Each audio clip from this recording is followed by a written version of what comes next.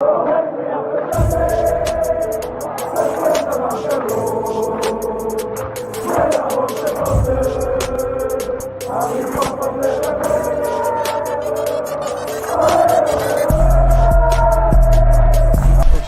out to Kop-Ish. Shout out to Kopish, guys. Keep all the good work the up. two legends, Emil Heskey, Howard Gill.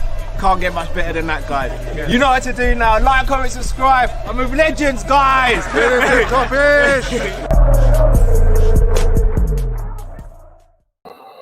Evening, guys. Hope you're well. Welcome back to another live match reaction. Real Madrid 3, Liverpool 1. Poor performance, poor result. Just, I don't think there's much more to add. Like, very, very disappointing. Matt, what went wrong? Or should I say, what didn't go wrong? Maybe that's probably an easier question. Listen, what didn't go wrong? It's a one-word answer. Everything. Pretty much, yeah. I'll tell you his first mistake.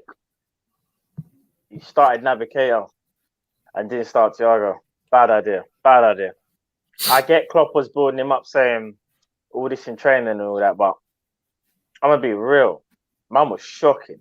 That man looked like he hasn't played football for about 5 years.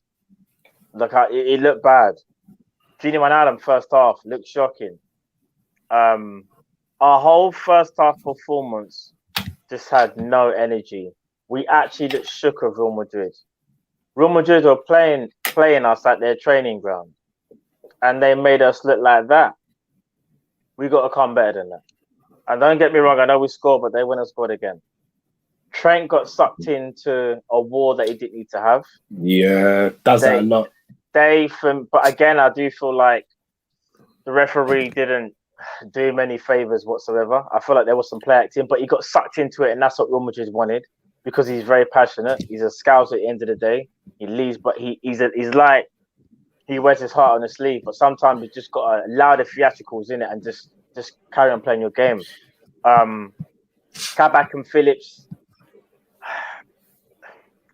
they weren't shocking, but I think tonight kind of showed that there's levels to this, innit? And that's the thing that I was worried about when I was first speaking about, especially Kabak. We kind of know that Phillips was thrown into the deep end anyway. We just didn't create anything. And what was so worrying was that until the second half, that's when we looked like we tried something. But imagine playing a game of football and you don't even have an attempt. Not just on target, you don't have an attempt. That's really poor. You're Liverpool Football Club. You've got to come better than that. You have to. And what upset me the most was our front three were very, very starved. And one thing I noticed, you know what Salah was doing, and I felt sorry for him especially. When Salah had the ball, he was asking for someone to overlap him to create some space and make the defender think. Movement. No one did it. But here's the joke: when Trent did do it, it was all right. But then if the pass wasn't perfect, they just countered that side, especially. And I felt it. Even Mane, and don't get it twisted, Mane for me was absolutely abysmal. Like, he was shocking. Touches, but we got out muscled. But let me be real. I love Sadio Mane. I really do. But if you're getting bodied by Lucas Vazquez and Modric on the ball, something's not right there. You're just mentally tired and physically tired, because that's not Sadio Mane.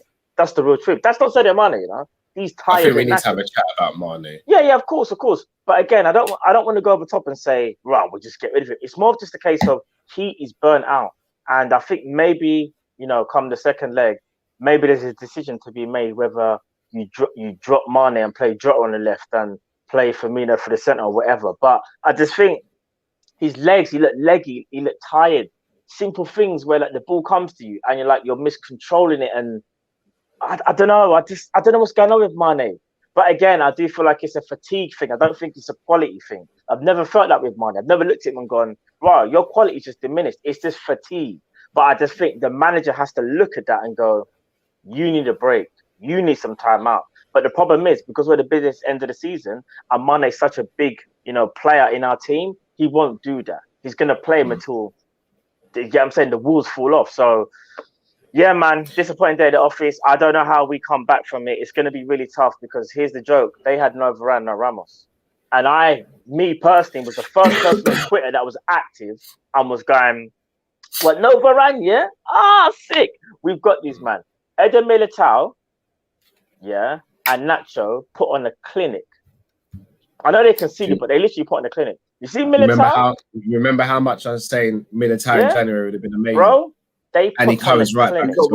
They made us look ordinary. They made us look ordinary. They made us look like Evan. We look ordinary, but yeah. Should we do things slightly different? Should we do player ratings first? I'm not doing player ratings. The players don't deserve a rating. 0-0. No, they do deserve a rating, bro. Still ratings. Front to back, man. No one gets nothing. No, we still got to do ratings, though, regardless. Not everyone gets zeros, man. Come on, Drift, man. If any of you lot start pulling out 5s or 6s or anything like that, I swear that's not zeros, Drift. It's not zeros. Yeah, but if you're getting 3s and 4s, who cares, man? Who cares? Bro, I get it. We lost the game, but we still got a job to do. Player ratings. Player ratings, bro. Player ratings. Let's do it first and rip off the band-aid, because clearly, obviously, no one. You know what it is why I don't like player ratings? No one wants to talk about player ratings. Player ratings is an excuse to start blaming individuals. And even though there's mistakes from Trent and I don't like all that, to be honest, the whole team was just dead. I don't want to start pointing fingers at anyone. No, of course that they was were. Just an all-round dead. That's the worst game I think I've ever watched us play in Europe. Like, that was shambolic. I don't want to start pointing, it's Trent's fault, it's Mane's fault, it's Genie's fault. I don't want to start pointing fingers. It's just, they were all dead. It weren't good enough. That's it. Let's just talk about the game. Like, it's not our job to critique the players and the team performance, bro. We have to, bro. We have to critique them. Listen, we critique them. Whether people listen, it's like this, yeah. You think I want to come on stream right now and talk about Liverpool's loss? Let me be real with you, man. I don't. But we're here, innit? This is what people expect from us. I'm saying player ratings. This is like the worst. But I hate that. We're not going to spend long on player ratings, though, fam. Bro, we're not going to spend. We just give a rating. Yeah, we still got to do the thing. Let's just take it first and get out of the way, innit? Rip off the band-aid, isn't it? All right, Ali. 3. Oh, do you know what? Ali was poor, but you see that shot that especially Vinicius's second goal. I know it came underneath someone's legs or whatever. He was blindsided, but I'm gonna be real. The handling. Ali gets a 4 for me, you know. A 4.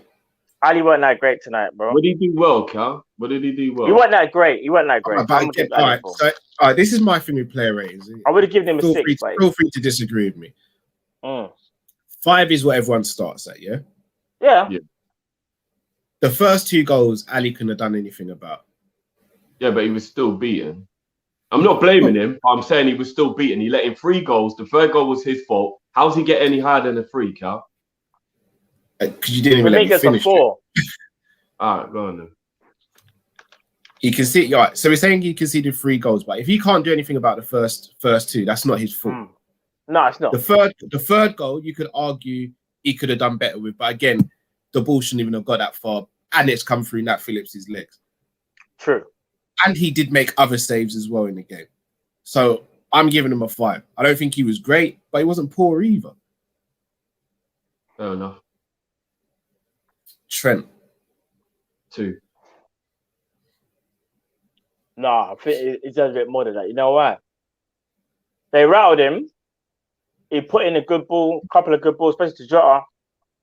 Jota just couldn't do much, not even do much of it. Remember, there was one that Jota, it just kind of went to the side of the net. I'm gonna give Trent,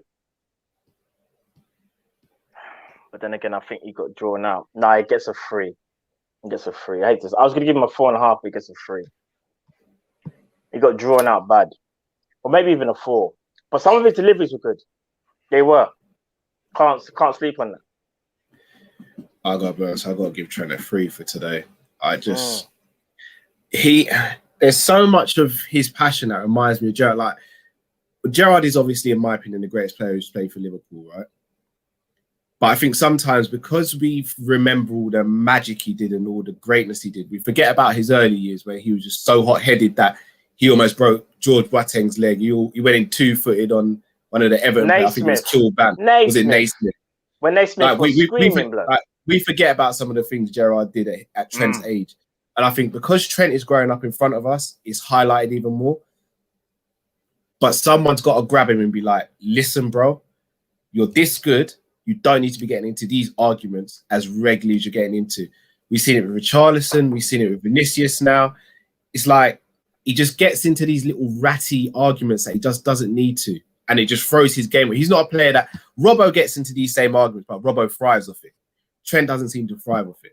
Yeah. And I just think someone needs to put their arm around him and be like, look, this isn't for you. It's not working for you. Go on, you know man. who it normally is? It's normally Henderson, you know. If I remember correctly, there's a couple of times, even last season, where Trent looked like he was going to get into something. Henderson kind of just came up to him and kind of like, not shouting at him, but just like reminded him, bro, forget all of that. I've got this. You worry about your thing. I'll worry about that. And again, we'll get onto it later, but we miss Henderson. You know, the only reason why I don't have a problem with that is because Trent's one of our only players who's about that life. I told you we're too soft. So I don't want him to get rattled to the point where it affects his game, I agree. But he's one of the only men on our team that will back it. So I'm not actually going to tell him to stop being that. No. Where does that get us? Where does that get us? Him doing that, where does that get us? So we just got to learn to control it. I don't want him. This is what people said to Rooney, and when Rooney controlled it, he was a worse player. I don't want to take away what makes him who he is. So he's just got to learn to control it. He's one of our only players who's about it. He was, you know what? He was the only one today who looked vexed we weren't winning. Even though he was the one making mistakes, at least he was vexed about us not winning and showing passion. Everyone else looked like they couldn't give a fuck. They were walking around looking like they didn't care. Like he's the only one of the only one who's about it. He's one of the only one in our team who's about it. I don't. No, I get that, but what it is though, just because someone's being loud and outward with their emotion doesn't mean they feel it more than someone else. He's about it. He's about it. I don't want him to take that away out of his game. Don't let their man rattle you up, but don't lose that because he's one of the only men on our team that will back. No. But again, I'm not saying lose that. It's the case of getting the mentality of him getting rattled. Yeah, he gets rattled way too easy. You got because you see when Vinicius was, you know what it was, yeah. He was having a little spat with Vinicius, innit? And I kind of felt like, don't let him. Like, obviously, give him the big. Like in the second half, not the first half. No, but bro, it started from the first half. You know, there was a little couple of tangles, that nothing major. And to be honest, I don't wish injury on anyone, but I want Vinicius to know what it really feels like to get hurt. Because the amount of diving that brother did today was an absolute. Oh yeah, the referee. That's actually normally a good referee. I actually know that referee, and he's usually good. But you know what? It just shows. And I don't want to make excuses. I'm not saying, the rest why we lost the game. But VAR and the ref between them, it shows you Real Madrid always get that bias. They always get that bias, man. It doesn't matter what the situation is, they do. And Vinicius was just, every time he felt like rolling over, he did. And the ref just let him have it. And I don't even think Trent actually fouled him today. I think every single one was a good tackle or just a thing. And the ref and Vinicius is rolling around like a big girl's blouse. And I'm like, hold on, what's going on here? Like, that was getting on my nerves as well, but yeah, Trent gets a 2 anyway.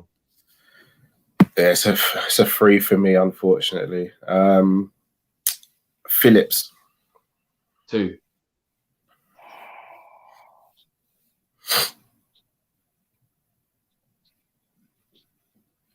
Three. He gets a 4 from me. Gets a 3.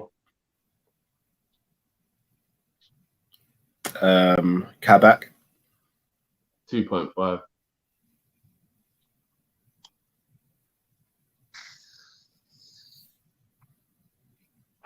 3. 3 from me as well. Anything want to say about the centre backs? Yeah. I said what I need to say at half time. I'm not saying throw them in the bin.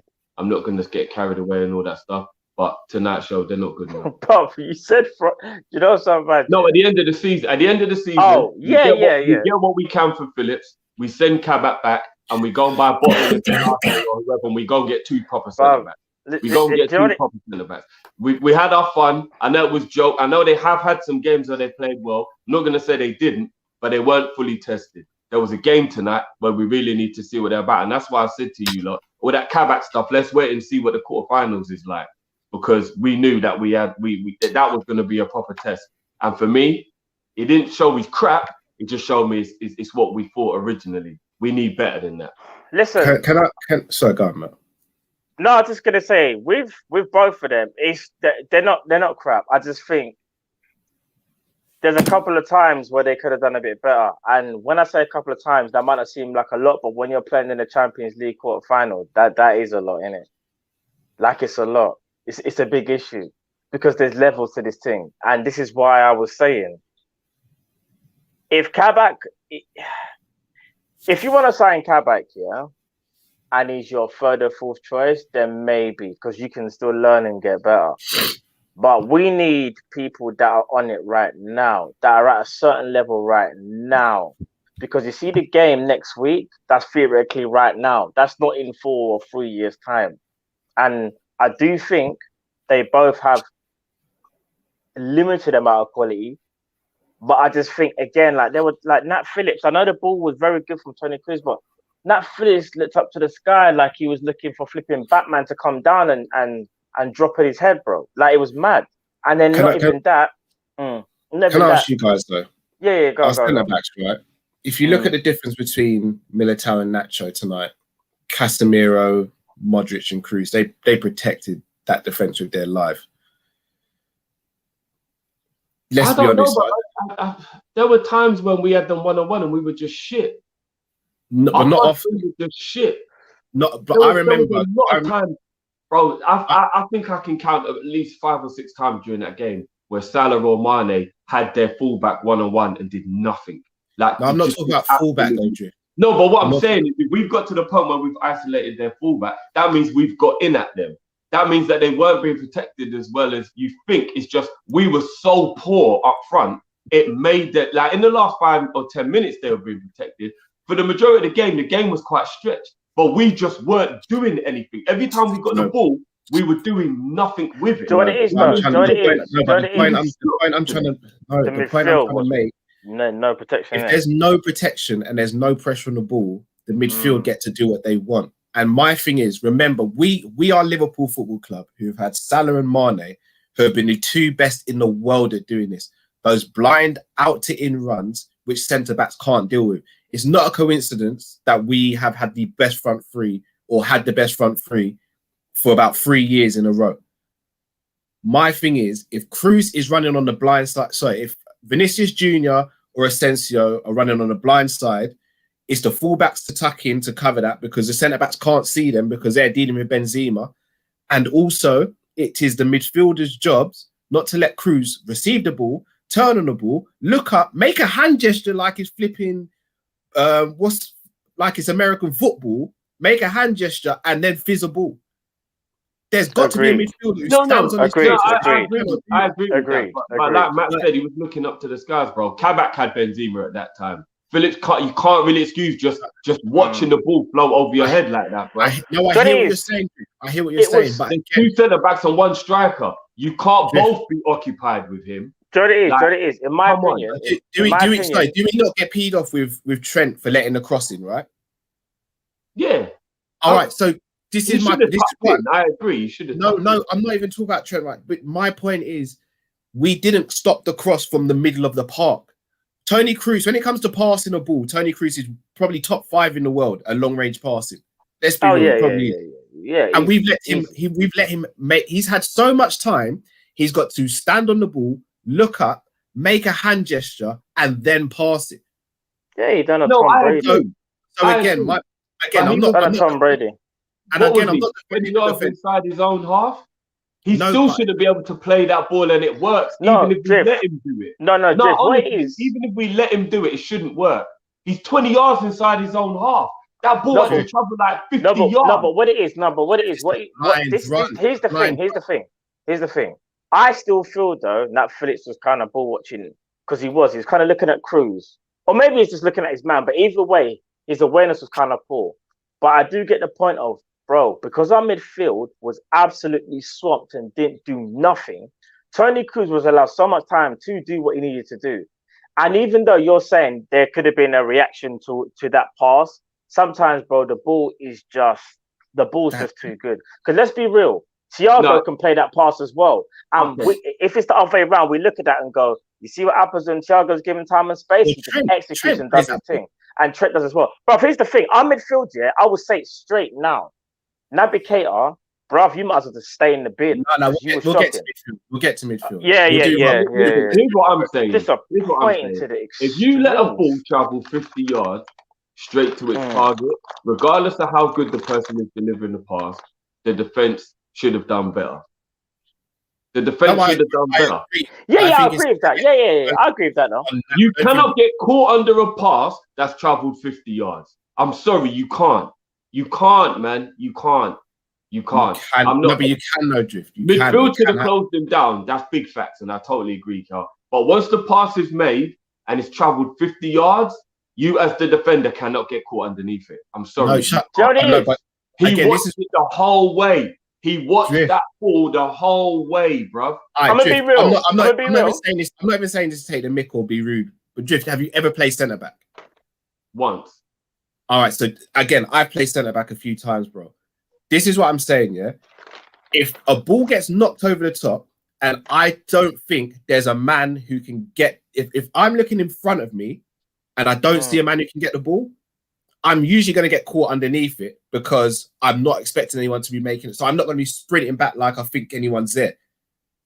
There's no communication there between Trent, Nat, and Alisson to a degree as well, saying, watch the run of Vinicius, the ball's coming. So although Nat gets caught under the ball, Trent and Alisson, in my opinion, see a lot more than what Nat does from that particular position. Therefore, although Nat gets caught under the ball, Trent, for me, is most at fault for that goal going in. No, I don't agree with that. Can I also say this as well? How can he not be? He's run in front of Trent. This is what Drift's saying. I feel like they're both to blame, but the reason why I'm annoyed more with Phillips than I am with Trent is because where the ball lands, which is right on Vinicius' chest, should be where Phillips is, period. Regardless of whatever the situation is, that is where Phillips should be when the ball arrives. The ball wasn't played short. The ball wasn't played quickly. The ball was delivered, as you said, with hand gestures. So as soon as he makes a hand gesture and Phillips knows he ain't got no one, Kabak is with Benzema, Phillips is by himself, so he's marking space right now. He should see that guy telling him he's going to make a pass, know that it obviously means it's to somebody, see his surroundings and position himself so he's underneath the ball when it lands so he can head it away. To be caught under a ball that's travelled 50 yards is criminal, Cal. And even though Trent should have watched the run, there's no way Phillips should be getting caught under a pass that's travelled that far. I'm sorry. And he was properly caught under it, like no man's land. Do you know what I mean? Like, he wasn't even near it, bro. But Drift, we're talking about hand gestures. He was able to take it down on his chest. I get man. Drift, just because someone gives a hand gesture, like, all right, do you think Nat Phillips knew exactly where Cruz was going to play that, where Cruz was going to play that pass? Bro, I'm not having it. I'm sorry. I'm going to argue this one. I'm not having it, bro. There's no way Vinicius should be able to chest that down. Journey is. No, I agree. Journey is the argument point. Again, there's no way. This is how I see it. This is how I see it. Cruz was given too much time on the ball. He's one of the best in the world. When he's one of the laser passing, this man will pick out anything. Yeah, but I also agree, and this is why I understand where you're coming from, Drift. If that's Matip or Van Dijk, I don't think I think they cut that ball out, and I think that's just because their anticipation is better. And I think that's what Drift's trying to say. I get what you're saying, Cal. Again, because you see Toni Kroos, bro. One of the best passes in world football. But again, I feel like if that's Matip or Van Dijk, are they going to be caught out? Maybe, but I kind of feel like one of them is dropping deeper and thinking he might play that pass. And you know why? Them man have got experience to know what this man can do in the ball. Not saying that Phillips doesn't, but them man know inside out what these brothers can do. They played against them before. And when you've seen that before, it's a thing where you're like, oh, do you know what? Let me drop off a bit. Because we all know Van Dijk is one of the best at analysing the situation. And I know it wouldn't have been on Van Dijk's side, it would have been on Matip's side. But I think Matip may have done with that a bit better as well. But I could be wrong, though. But again, for me, the whole issue was we were shook of their midfield from start. We did not. Listen, we didn't want to impose our will on them at all. They just said, this is our training ground. You're going to do what we say. We're going to move you where we want to move you.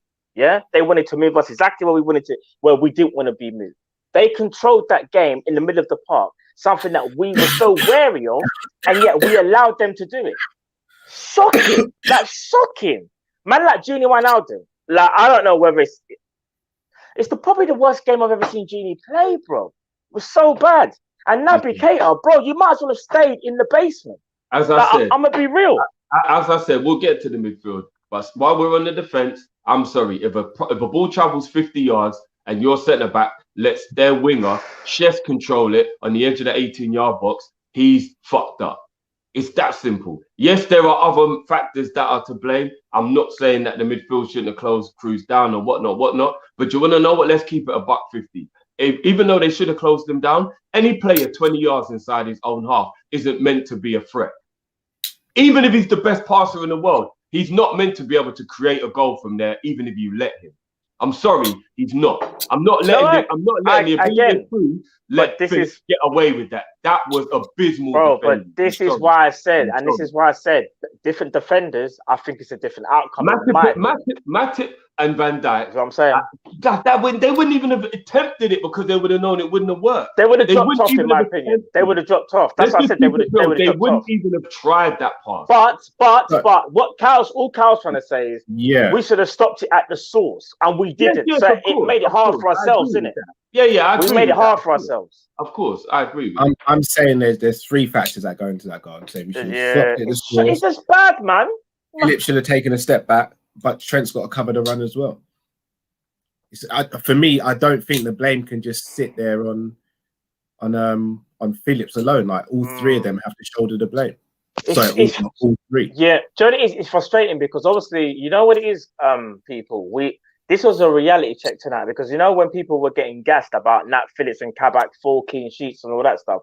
This is why I was always just like, let's just see what going first because have we really been tested? Well, you got to look at it and say nah. And I know some of it is to do with the way how we played so well. The fact that we didn't get tested because we had possession for so much of the game that we didn't really have nothing to do. But you see today, when a lot of the times when Real Madrid were dictating and they moved us exactly where they wanted to move us, we came up very short. And not only that, we just didn't really look like we was on the same page as them. We actually looked like we were a tier below, especially in the first half. And that's what worried me. We were chasing shadows, you know. This is a Real Madrid with a bag of injuries as well, you know. Yeah. Robert, every time they attacked, they looked like they were going to score. So even though the midfield is at fault, it is obviously at fault as well. It technically is your defense. If the opposition look like every single time they get the ball, they're going to score, then your defense is what needs to be looked at the most. And your DM and your defense. That's what really needs to be looked at. I'm not going to lie, Fabinho was treading water a bit, you know. We were all over the place. All over the place. Especially the first half. The only one in the defence who's even slightly not culpable is Robertson. But he still didn't have a good game. So that leads me on to Robbo. What are we giving Robbo tonight? He gets a 4 just because he wasn't as culpable as the rest. Robbo, I give him a 4.5. I give him a 4.5. 4.5, Robbo. Robbo gets a 5 for me. I don't think he was at fault for any of the goals. Yeah, it's true. What it is, when you get brought down by your it's hard, isn't it, to look at the. Not hard, but like that's why I make a point of doing the play rate. Because he wasn't a shining light, but he wasn't as he wasn't a shining light, but he was nowhere near the others. Like he deserved to be in a team where they were a lot more like him and a lot more organized and knew exactly what they were doing. And I kind of feel like Robbo was the. I'm gonna be real, you know. I mean, obviously this is a big call, but sometimes I think Robbo should be captain. You know, I feel I don't know behind the scenes. Do you know what has been a fantastic captain. You know what I'm saying? But sometimes I feel that maybe Robbo just needs to rasp them up because sometimes I feel like the defender at the back can just see everything, whereas the midfielder, I don't know, man. I don't know. Midfield now. Fabinho. Yeah. Fabinho was treading a little bit of water, you know. That might be Fabinho's worst performance I've seen now. He was treading since he's been at the club. He didn't. Not only the bad game he's had all season, really. Yeah, and you know what's so mad? I was expecting. You know when you're expecting like Fabinho to get those mad interceptions, and he got a couple, but to his standard, he weren't there. 3.5 against Chelsea at home. I'll say 3.5, 4, 3.5. Yeah, I give him a 3. He didn't provide any of that protection that you said you want your defense to have. Yeah, I agree. Yeah. Naby. 1. You know why he gets a 1? because he showed that he knows where the key to the basement is to get out. I'm gonna be real. That's the worst 45 minutes I think I've ever seen Naby Keita do. He only done one thing in the whole game where I think he dribbled around about 3 men and then he waited for the 1-2. That's the only thing he did in the whole game. Bro, there were people standing 2 yards from him. Oh, sorry. I know I'm exaggerating, but say 5-6 yards and he couldn't make a simple pass. I don't even know whether he was taken off because of injury. Right now, I don't even care. I genuinely don't care. Like, honestly, I love Naby Keita, but I don't care, bro. What's the point? You know what? Do you know what frustrates me about Keita more than anything? Yeah. Klopp, sorry, just quickly. Klopp said, I couldn't hold him back anymore because I've seen so much in training. I had to unleash him. I had to show the world what he can do. And you go and do that. And I get it. It's your first game back here. And I kind of knew he was never going to do some, like, I don't know, get 2 assists and a goal. But I just wanted him to at least have a good performance. Shocking today. Shocking. Sorry, Jeff. He was shocking, bro. Shocking. What annoys me about Keita more than anything, is he has all that dribbling ability and he never fucking dribbles. Do you know what that will be like? That will be like, I use myself as an example because I was quick. I can run the 100 meters in just under 10 seconds. But every time we play hide and seek, 40-40. Shout out to old school man, they know what 40-40. Every time we play 40-40, I get caught by the slowest person who's chasing. You lot would always be like, I don't even know what 40. Caught by that guy when that guy is half of his. I don't get it. Why don't you use your speed drift? And every time I'm like, I don't know, he just caught me in it. Yeah, but you're faster than him. Why don't you just run away from him? What are you doing? And be like, and every time I'm like, I don't know, guys. I just didn't feel fast today. I didn't feel good. I don't know. He caught me in it. Like. Like every time I watch Naby, I'm like, Naby, why can't you just dribble, bro? Like, just dribble. You're good at it. Why don't you do it? Because you know what Naby isn't good at? Trying to be creative with like long range passing and all that kind of stuff. But he seems to get the ball, stand still, and then try and make 30-yard passes. And I'm like, no, Naby, what you're good at is dribbling. When you get the ball, run with it. Why don't you do it? And that's the reason why I'm more frustrated with Naby than anything. Because in today's performance, I don't think Naby was shit because he was shit. I think he was shit because he didn't do what he's capable of. Does that make sense? Like, I'm watching the game and I'm not seeing him making terrible passes. His positioning wasn't exactly that bad. But I'm just watching him get the ball and then giving it away. And I'm like, do what you're good at. And he don't do what he's good at. I don't understand what is wrong with that guy, man. I don't get it. Do you know what's so mad? It doesn't make any sense to me at all, man. Klopp said he was ready, but he looked the least ready. If that, you know, when you can tell when someone's just come back from an injury, bro, he looked like he was playing with the handbrake on, like he couldn't take it off, like it was stuck. Bro, listen. It's got to be a mentality thing with Naby. It has to, bro. Do you know what I will say though? This is the only. He does strike me as the type of guy who's a bottler, and I don't even mean to be shady. No, I think in his rhythm. I think in his rhythm. Do you know one thing I will say to his defense though? We can't. One thing I will say to his defense, that people might. We've had him here for 2.5 to 3 years, so I've watched enough of him to know he's a bottler. Now he's a bottler, man. Whenever we need him, he's injury prone. He's injury prone. He's a bottler, man. Nah, bottler is being scared of the moment. I wouldn't say that. One thing I will say though, in the moment, because every time he gets it, he don't do anything with it. He's not scared of the moment. But let me just say this quickly. He's a bottler, man. Let me say this though. Naby Keita probably should have got some minutes against Arsenal or even before then. Because I do feel like, again, that's such a big call for your manager to say to you, rah, go and do your thing against Real Madrid. And you've got Thiago sitting there. So even though I was like, oh, mate, like I was happy, obviously, seeing him thinking, rah, like he's starting the game. But in my mind, I was still shocked, like, but you're dropping Thiago, though. Thiago's the guy that's been just suddenly hitting form now, especially with Fabinho, and you've gone and dropped him for Keita. That didn't make sense to me. You bring on Keita, if anything. Do you know, and see if he's got something. You don't start him. For me, although Keita had a really bad game, that was a bad decision, in my opinion, from Klopp to start him. That was a bad decision. And it's not even hindsight. It's just facts. Like, I would have said that from day. That's a bad decision. I'm giving Naby a 2. And Naby gets a 2 from me as well. Genie Wijnaldum gets a 2 as well. He gets a 2, bro. He only gets one better than Keita for me because he played the 90 minutes. See, the first 15 minutes of the second half, he was actually yeah. really good, but then he just died back down again, and it was really frustrating. So, but then again, this is the reason why I didn't really want to do player ratings and such, because you look at like Fabinho's performance, like we said, and I just think the whole team collectively weren't ready for this game. It was like everybody got the pots and pans. Wake up, you got a game to play. And everyone just had to put their fucking kit on and run out there and play one of the best teams in Europe. And just no one had had their breakfast, no one had brushed their teeth. Everyone was still tired. It was like the whole team looked all over the place. I don't know if it was hard to get to that training ground. I don't know if they put us in the basement to get ready. I don't know what I have never seen Liverpool look so unprepared for a football match in my life. In my life, from the moment the boy it kicked off, we looked like we just been woken up out of bed halfway through the night. Not like them army drills where they don't know they're going to get woken up and the man just comes in banging the ting and waking everyone up. That's what it felt like to me.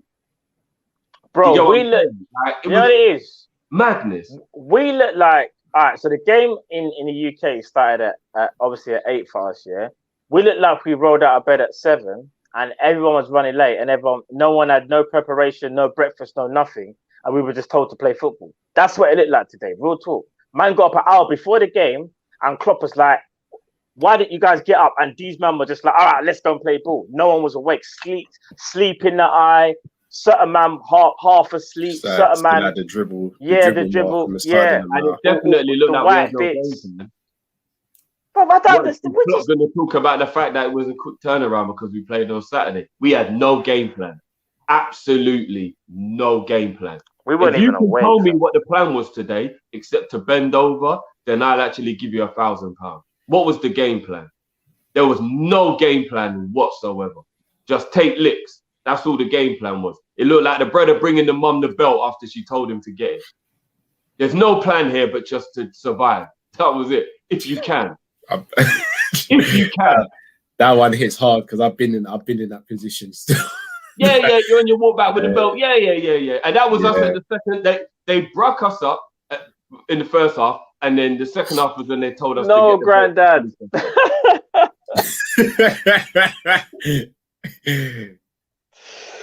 Oh, bro. But Mama won't do it again. Mama won't do it again. Innit? That must be you started. I won't do it again. Crying before the belt even gets put in her hand. The thing even touch your skin. Well, yeah, that's what it was. Mum, no, please, Mum. Mum, no. Been there, boy. Then when it's done, and then when you get your legs, wait until I tell your dad. No, Mum, no. No, I'm not gonna lie. That's bad, man. If I took the licks, Dad didn't get told as well. That's bad, man. If you get lick up and it's wait till your dad gets home, that's bad, man. I'm not gonna lie. All I'm saying. And then the next day is I did that because I love you. Like, whatever. I can't take a double beating. That's mad. I don't know what kind of naughty you were to be getting double beaten. Love it, son. Man, love it, son. And wait till your dad gets home, bro. Hey, listen. Give a bell and tell me you love me. You don't love me. No, not even I love you. I did it for your own good. Boy, all right. Let's move on to the front three. Salah. He's getting a 4, but only because he scored. No, I think he deserves a bit better than that. He tried. No, he tried, bro. Take away the goal, yeah? Take away the goal. Yeah, take away the goal, yeah. What did Salah do today, bro? He tried to beat his man. He was trying to create. He put in a cross. Maybe even put in some crosses as well. No, I don't think he tried to beat his man. If you told me to watch that game today, yeah, and you told me Asensio, Vinicius, Mane, and Salah, they're 4 wingers, yeah. Liverpool have got the best wingers in world football, yeah. Put these names on it. You would have put Salah and Mane on Asensio and Vinicius, and you would have told that it was the other way around. You would have. Every time Vinicius got the ball, he was winning his battle. Every time Asensio got the ball, he was winning his battle. And I was watching our 2 world-class wingers do fuck. There was actually one point, yeah, where Salah got the ball and he looked up, he sized up the guy and actually did so little nothing that in the end, the guy didn't even have to move to make the tackle. He just had the ball and I was just like... Yeah, of course. Overthinking though, innit? Salah can't do that. The last time I actually saw Salah or Mane actually even beat their man. Like, honestly, I'm trying to remember the last time I watched them be one-on-one and beat the actual player. Don't forget as well. No. But here's the thing. I wouldn't say it was necessarily a one-on-one thing. If there was some, I don't know if you remember, there was some good link-up play, especially with him and Trent. I'm trying to remember what point in the game it was. It was like, I think some passing between Fabinho, Trent, Salah, and they were working the ball well at a certain stage of the game. Listen, this is my rating. I'm giving Salah a 6. I'm giving him a 6. Right. I'm giving him a 6 for me personally. Yeah, I agree with Matt as well. I mean, Salah was by far our best player today. Like, we didn't have a good player today. Sorry, guys, we didn't have a good player. No, I hear that. When you lose a game, it's one of them things where you don't feel like no one deserves. It's the worst of the best, isn't it? Just because the best of the worst. Sorry, worst of the best. He was the best player. It doesn't mean we're saying he had a great game, bro. Like, I never said you said he had a great game, but nobody in our team deserves more. No, what it is, Drift. Do you know what it is? As I said before, he was just the best of the worst. But cool. All right. If you never scored that goal, I don't think you lot would feel this way, and that's why I'm not letting the goal cloud my judgment. Yeah, but do you know one thing as well? But that's like me saying you take away someone's goal, then no, because it was a snapshot. That was a goal, bro. No. We can't keep saying. But he was in a position to score the goal, bro. Without him, we don't have a chance. That's his fucking job. But it was a snapshot. It's the job of the whole front. Hold on. Let me explain. If Salah had if he'd had one of those individual pieces of brilliance moments where he did drop a shoulder, beat like 2 guys, and score an unbelievable goal, I'll be like, you know what? That is Salah doing what Salah does. If the ball just rebounds to him from a shot that Jota had, and he just manages to make sure he gets his feet right to score because he was in the position. But I'm not rating him way higher because of anticipation as well. Who's rating him way higher, bro? We gave him a 6. A 6, you know. Cool. I'm giving him a 4, man. Do you know what's so mad, yeah? You say 8 or 9. Let me say this about Salah. If you take away Salah's goal, it's 3-0. Let's say we beat Real Madrid. What are you gonna say then? Are we just gonna act like Salah's goal was important? The goal doesn't change the performance. I'm not letting a goal stop me remembering 90 minutes of me watching, thinking, all right, let me ask you this. Let me ask you a quick question. Do you think Salah had good anticipation? Of course, because he's a world-class footballer. He should have it. So if he has good anticipation and he does what he was supposed to do and score a goal, why would you're going to boost him up? No, I'm not boosting. Oh, Lord. If you never scored that goal, what would you... Just out of curiosity, I'm not boosting. If that chance had fallen to him and he put it over the bar, the exact same scenario happened, but he put it over the bar, what would Salah's rating be, honestly? Probably get a 5.5. A 5. For me, I get a 5. I've given him one more because he scored the goal. Still. All right, fair enough. I'm giving him a 4. What? I'm giving him a 4. All right, cool. No, leave it. Let's move. If you think that was a 5.5 performance without the goal, you lot standards have dropped. Let's move. Can I say something? Let me say one thing, and I'm going to end it here. No, let me say this one thing. Salah is the only person in our team that has over 20 goals this season, yeah? Regardless. I'm not talking about the season. Hear me out. Hear what I'm saying. One game. I'm not bringing the history of everything. An important game, and my man has still scored. I'm not trying to say Salah was amazing, you know. Scored, but I'm not letting one moment where a ball came to him from a deflection and he did good anticipation. So he's not. Hold on. Stop me remembering a whole game of nothing other than that. Like, he did nothing in the game. Nothing. Like, come on. So he didn't try and put a ball over that Jota misanticipated. His fourth. No, there was a header, or was that fact? Actually, that might have been Trent. There was one. No, it wasn't. It was Salah. Was that not Salah? All right, man. Trying to play 1-2 with Trent to get Trent in down the pitch. You don't want to give him a 6. Give him a 6, man. I'm giving him a 4. No, I'm giving him a 6. He deserves a 6, bro. Listen, that's fine. What we got to stop doing is this. I get it, yeah. There may be times when Salah can lose the ball a lot of times. There can be times when Salah even maybe like messes up her move or whatever.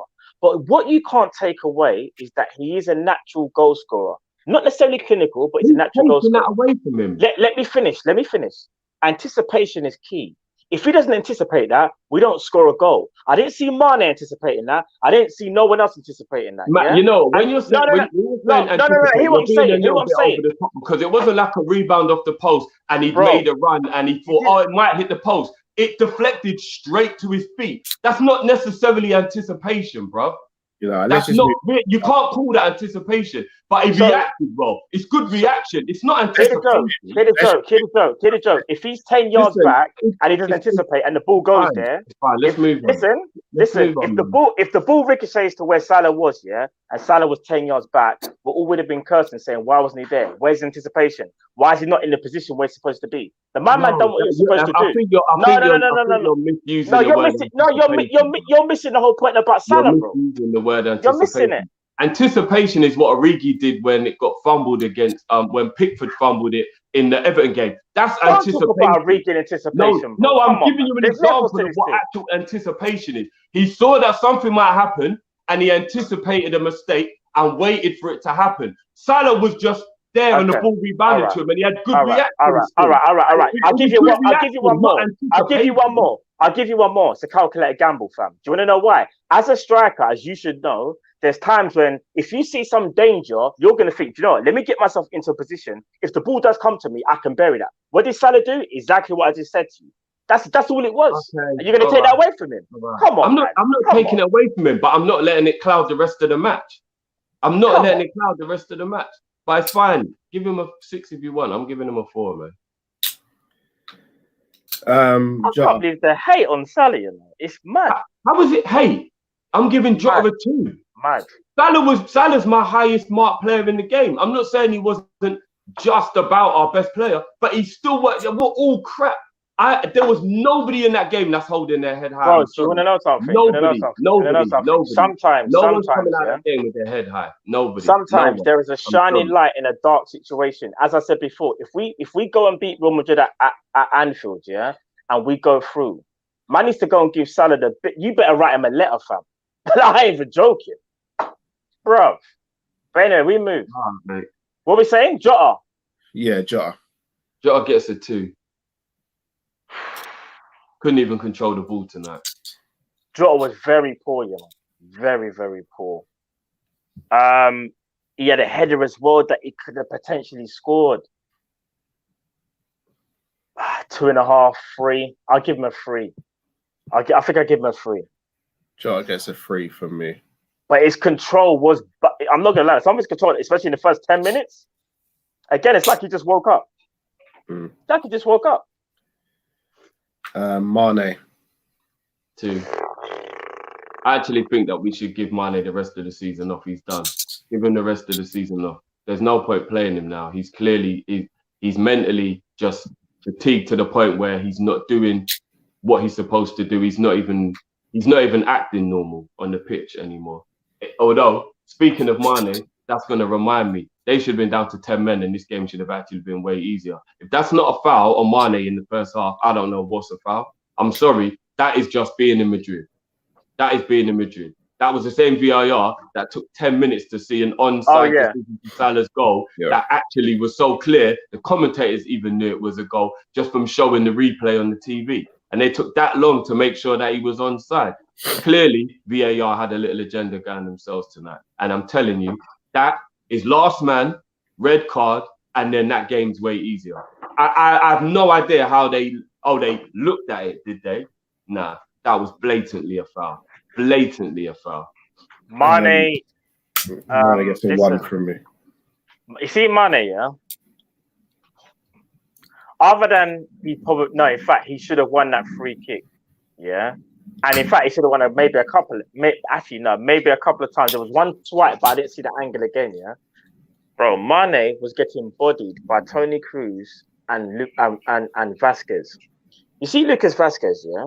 This brother there has come through their academy. They didn't even really rate him. He's had to work and graft to get there. He's a right midfielder / right winger by trade. He was playing at right back. Mane could not do nothing. There's a player who is a right winger playing at right back, and Mane couldn't do nothing to him. That is alarming. Do you know what that says to me? Just right. Mane needs a break. The only problem is, because we're at the business end of the season, we're not going to see it. We might see a couple of times where Mane might get dropped for Jota or whatever. But I'm going to tell you this now. Mane needs the longest summer off. Because I don't think, some people are saying like, he's finished and he's done. I think he's finished and he's done this season because I don't think he's got anything else to give other than the fact of he's just a fighter. So you always see Mane fighting. But in terms of his quality, my word, it's bad, bro. It's bad. We're talking about a Sadio Mane where we're used to swiveling on a half turn, running at people, being very fleet-footed, being direct, and licking the ball into the back of the net. If not, maybe he's getting an assist or he's creating some havoc. Let's think about the Mane that destroyed Man City. Let's talk about the Mane that destroyed Arsenal. This is not the same Mane. It's a sad thing to say. He needs a break. And I said he needs to be dropped for the rest of the season. He does. I know you're right. It's just not going to happen. And you want to know something as well? I'm not saying this because I like Mane. I'm just saying this because I think it needs to be said. Regardless of how bad the season he's having, I've actually watched most of the fan base turn on him. And for me, that's bang out of order. Because if you're having one bad season and this is your 5th year at the club, you just have to be like, do you know what? It is a Mazza. No one knows what's going on. We move. It isn't get him out. He's done. He's shit. I'm like, hold on. People are trying to say that I've got an agenda when I'm trying to talk and protect the man or I'm defending a man.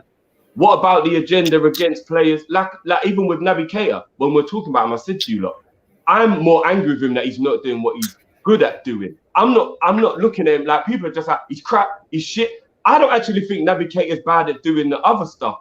He just don't do what he's good at. Like during the game today, I didn't even think he was that bad positionally. I didn't even think he was that bad in terms of his effort. But he weren't doing what he's on the pitch for. Do you get what I'm saying? But I will still defend him and be like, I didn't watch him looking headless. Like during that first half, I wasn't thinking Naby Keita is actually a liability. I was thinking, Keita, get the ball and do what you do. And that's what my frustration is with Mane. Yeah. Mane's not a liability in the games. He's just not doing what he's good at. Do you see what I'm saying? There's a difference. When you're a liability during the game, it actually means that the rest of your team are having to make up for what you're doing wrong. And I don't think Keita or Mane do that. I just don't. No, they're not liabilities. They're not liabilities. I think what it is though is that and again, I don't. Like when Ox plays, for example, he can actually become a liability now. We'll watch the game and we're like, oh shit, like Ox, man, like, and he's actually like giving the ball away and he's doing things. And you're like, oh, you're a bit of a liability here now, bro. Like I don't really. Keita don't give the ball away. He just doesn't do anything good with it. Do you not understand what I'm saying, or is what I'm saying just not making any sense? No, I agree. I get what you're saying. I do think we do need to have a conversation about Mane, which I think we should do. But when people say he's done or we should sell, there's a difference between a player not being an automatic starter and being told they need to be sold, in my opinion. I think that's where I think as fans we go way too far left. Yeah, and those same people will start praising him if he starts doing well, but they were the ones who said get rid of him, innit? So it is what it is. But as fans, aren't we allowed to be a little bit reactionary? I mean, we come on here and we're reactionary as hell all the time. Let's be honest. This isn't about being reactionary. This is about, even when he does play all right, still be like, no, he's shit, get rid of him. I'm like, no, but he didn't even have a bad game. Like I heard everyone saying Mane played bad against Arsenal. No, he didn't. No, not everyone said that. To be fair, Ram said that. We all disagree. I think most of the comments were saying he had a good game. No, but if you go back, there was loads of people saying Mane's not good enough. Right? It's like people already have this premeditated thing in their head that if you don't, I think they were trolling. If you don't spend up 2 man and back in the top corner, they're like, oh, Mane's dead, he's shit, he's whatever. I think they were trolling. I'm just saying, put man on the bench and let him have the rest of the season off. For real, 100%. Clearly, something ain't right. I'm going to ask you guys 3 questions based off the back of that game. Yeah. Trent Alexander-Arnold. Obviously, we've got Nico Williams. Nico's been linked to a move to Southampton, which I don't see how that benefits him if he were to leave, because I don't think he starts ahead of Kyle Walker-Peters, in my opinion. Do you think we need to go and get a fully established right back, and Trent now has to really go and compete for his position. No, yes, I do. No, I think we need to have a Tsimikas type good backup player, but just one that don't get injured. And I ask you why not, Drift? Because Trent had like a bad game today. Trent's still the best right back in the league. No, I'm not saying based off today, but again, I'm all about squad. What harm would it be to us to have a very, very good right back? Because the amount of money it would cost to get him would fuck the budget up for the position. All right, let me ask you We're this. not Man City. We can't just go and buy Ake to just. No, I'm glad you said that. I'm glad you said that. Let me give you an example. For me personally, like I would have went with, say, I think he went on a free to Dortmund. See Thomas Meunier, yeah? I think he's experienced enough, and I think obviously he's better than Nico Williams. I think he's a player that you can throw in a game like this, not have to worry about him. Whereas, like with Nico Williams, even though a lot of people think he's mad talented, and I think he's talented to a degree, I would still worry that like he's playing. But the thing is with Trent, you see, like, and again, if you hit nail in the head, we don't have money like Man City, we don't. But we also want to get to a point where your secondary choice right back isn't crap. He's established. He might not be amazing, but you're not going to worry about him. Some people might not agree with me. Some people might disagree with the name I said. But I'm just talking about whether, and again, because remember, how do you get Meunier to come and sit on your bench, Matt, and he'll probably be on like $100,000 a week? No, but this is the thing. I don't think he just sits on the bench. Yeah, I'll just give you an example. No, there's no way we buy somebody with intentions of making him replace Trent. No, but Drift, I think that's where you're missing the point. Even if we bring in someone and we say go and fight for that position, in the same way, Jota, brother, let's be honest. At the beginning of the season, no one expected Jota to be a mainstay or one of the first names in the front three. For real. But he come in and showed his worth, and now he's to the point where you can't drop him without having a good explanation. So it can't just be a thing of we bring in players just for the bench. Players who come in, one is rotation. So, for example, games like tonight, Trent hasn't been burnt out all season because, for example, the other right back could have played against Arsenal, for example. So Trent was more fresh for this game, for example. And also you think, all right, we brought in a right back, but you know, this right back's playing well. You know, why not play him? He deserves it. Trent can chill for a bit, and if he gets injured, then of course he can come back in. So of course, all of that is great but we know our owners won't do that. And the one thing that I will say is, in all honesty, I get that you do need to give players break, but one position you don't really rotate is defense, because defense is all about an actual bond between the players. So you can't intentionally be like, yeah, every other game I'm going to keep changing. No, not like that. But it's not every other game, no, Drift. But football has changed, bro. Like it's changed so much now that Man City have rotated between Cancelo, Mendy, Zinchenko, and Walker all season.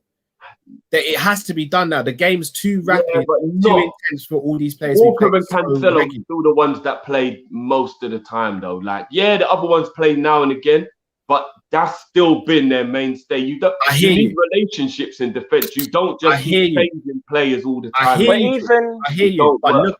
I hear you, Drift. But we can sit here and say Mendy, Zinchenko have still played a good amount of times. That can't we?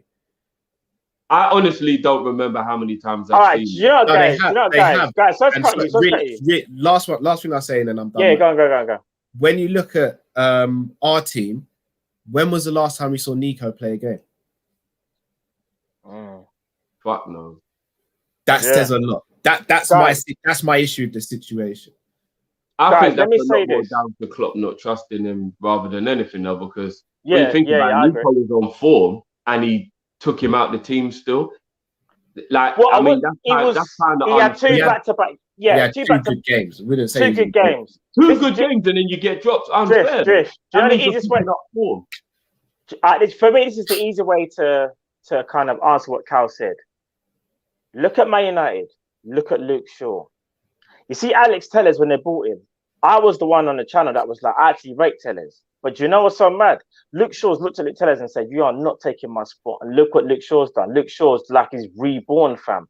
And that's why I look at, and again, it doesn't matter if it's Meunier or Max Aarons or flipping, I don't even know. Like, I'm trying to think right off the top of my head, but but just another right back that can kind of challenge Trent. No, I get that. To even make Trent go to a next level. But if he doesn't have a good game, they've got that type of money. That's all I'm saying, because they're not going to buy us a right back like that. No. But here's the thing. But even if you don't, again, we know we've got some of the best like scouting, yeah, in the world. And I'm not trying to say that we're always going to find like an up and comer is going to be amazing.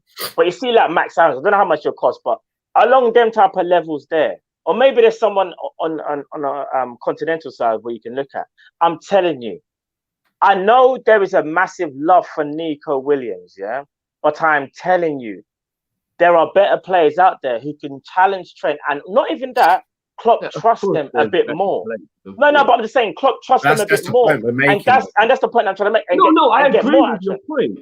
But that player, if he's going to cost 10, 15 mil to get a player of that level, that's 10, 15 mil out the budget. We ain't even got a high budget. So what I'm saying is, are you not going to prioritize that, and then it will affect other areas of the pitch? No. I was asking a question in terms of do we need someone more competitive to come in? Yeah, because you said just but if you're talking about dream scenario, of course, but real life that's money out of a budget that we've got to really be tight with as it is. And I wouldn't waste it on a right back when we've got more pressing issues. Listen, and I'll say it now and I'll say it again. You see, Serge, can't you? You see, oh my days, he's going out my head now. We sold him to Wolves. Hoover. I will stick to my guns again. Hoover for me, was the one we shouldn't have let go. I'm still not sure he's any better. Nah, bro, I'm telling you, Hoover has more. Listen, Hoover, you see Hoover now? He's starting to progress now at Wolves, and dare I say it, like. But is he really? You, how often he's starting to progress? No, he's starting to play a lot more, bro. He's starting to play a lot more. Not amazing.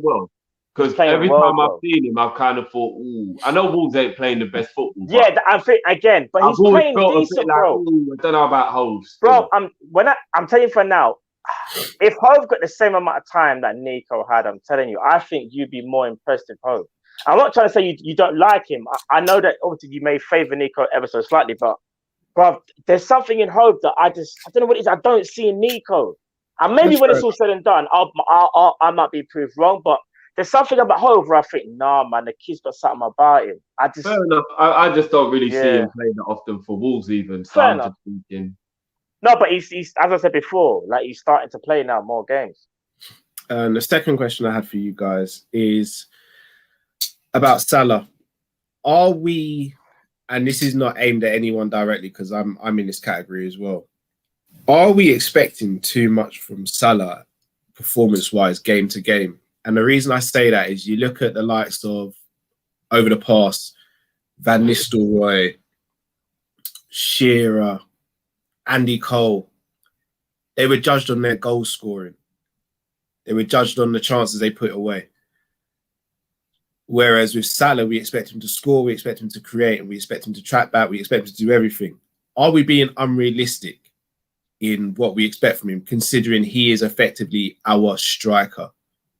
Our top striker. Same thing could be said about Jota, Mane. I guess it's like we expect him to be. I wouldn't say that about the other two. For me, I think we are. I don't put the pressure on Salah. If we come out of the game and Salah hasn't scored, I don't think, oh, you piece of shit, you should have scored in that way.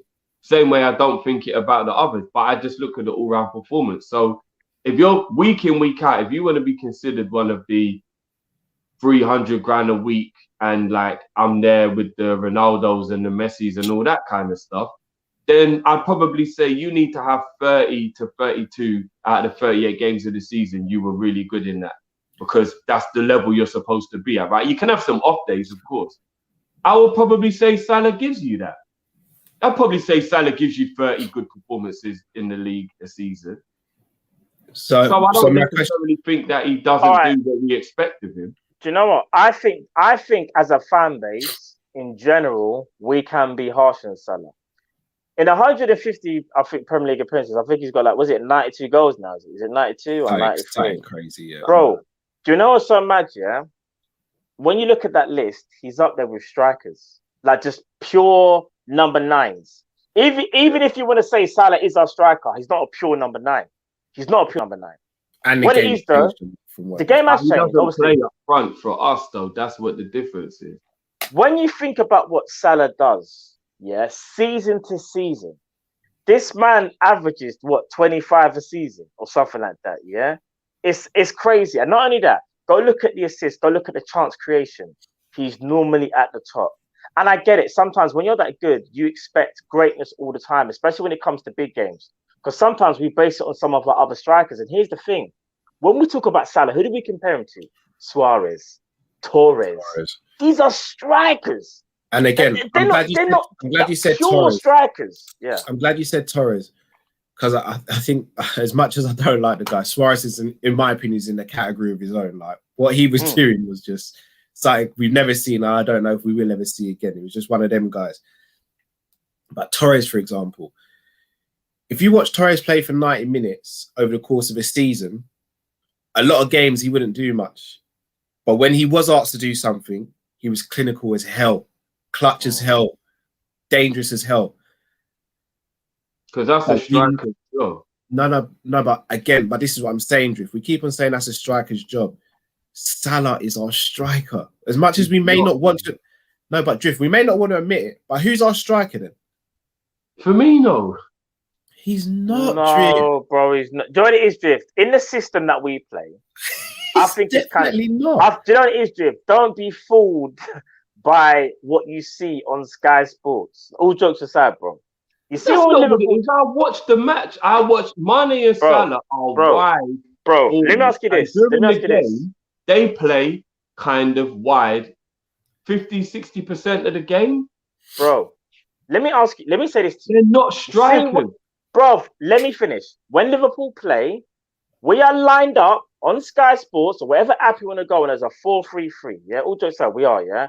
But when you look at us play, bro, we are literally a 4-3-1-2 because Firmino is there to create space for the two strikers who start out wide and work their way in. They are our strikers, bro. No, because they're wide forward. So why are we saying Firmino is a striker? Firmino has never been a striker, bro.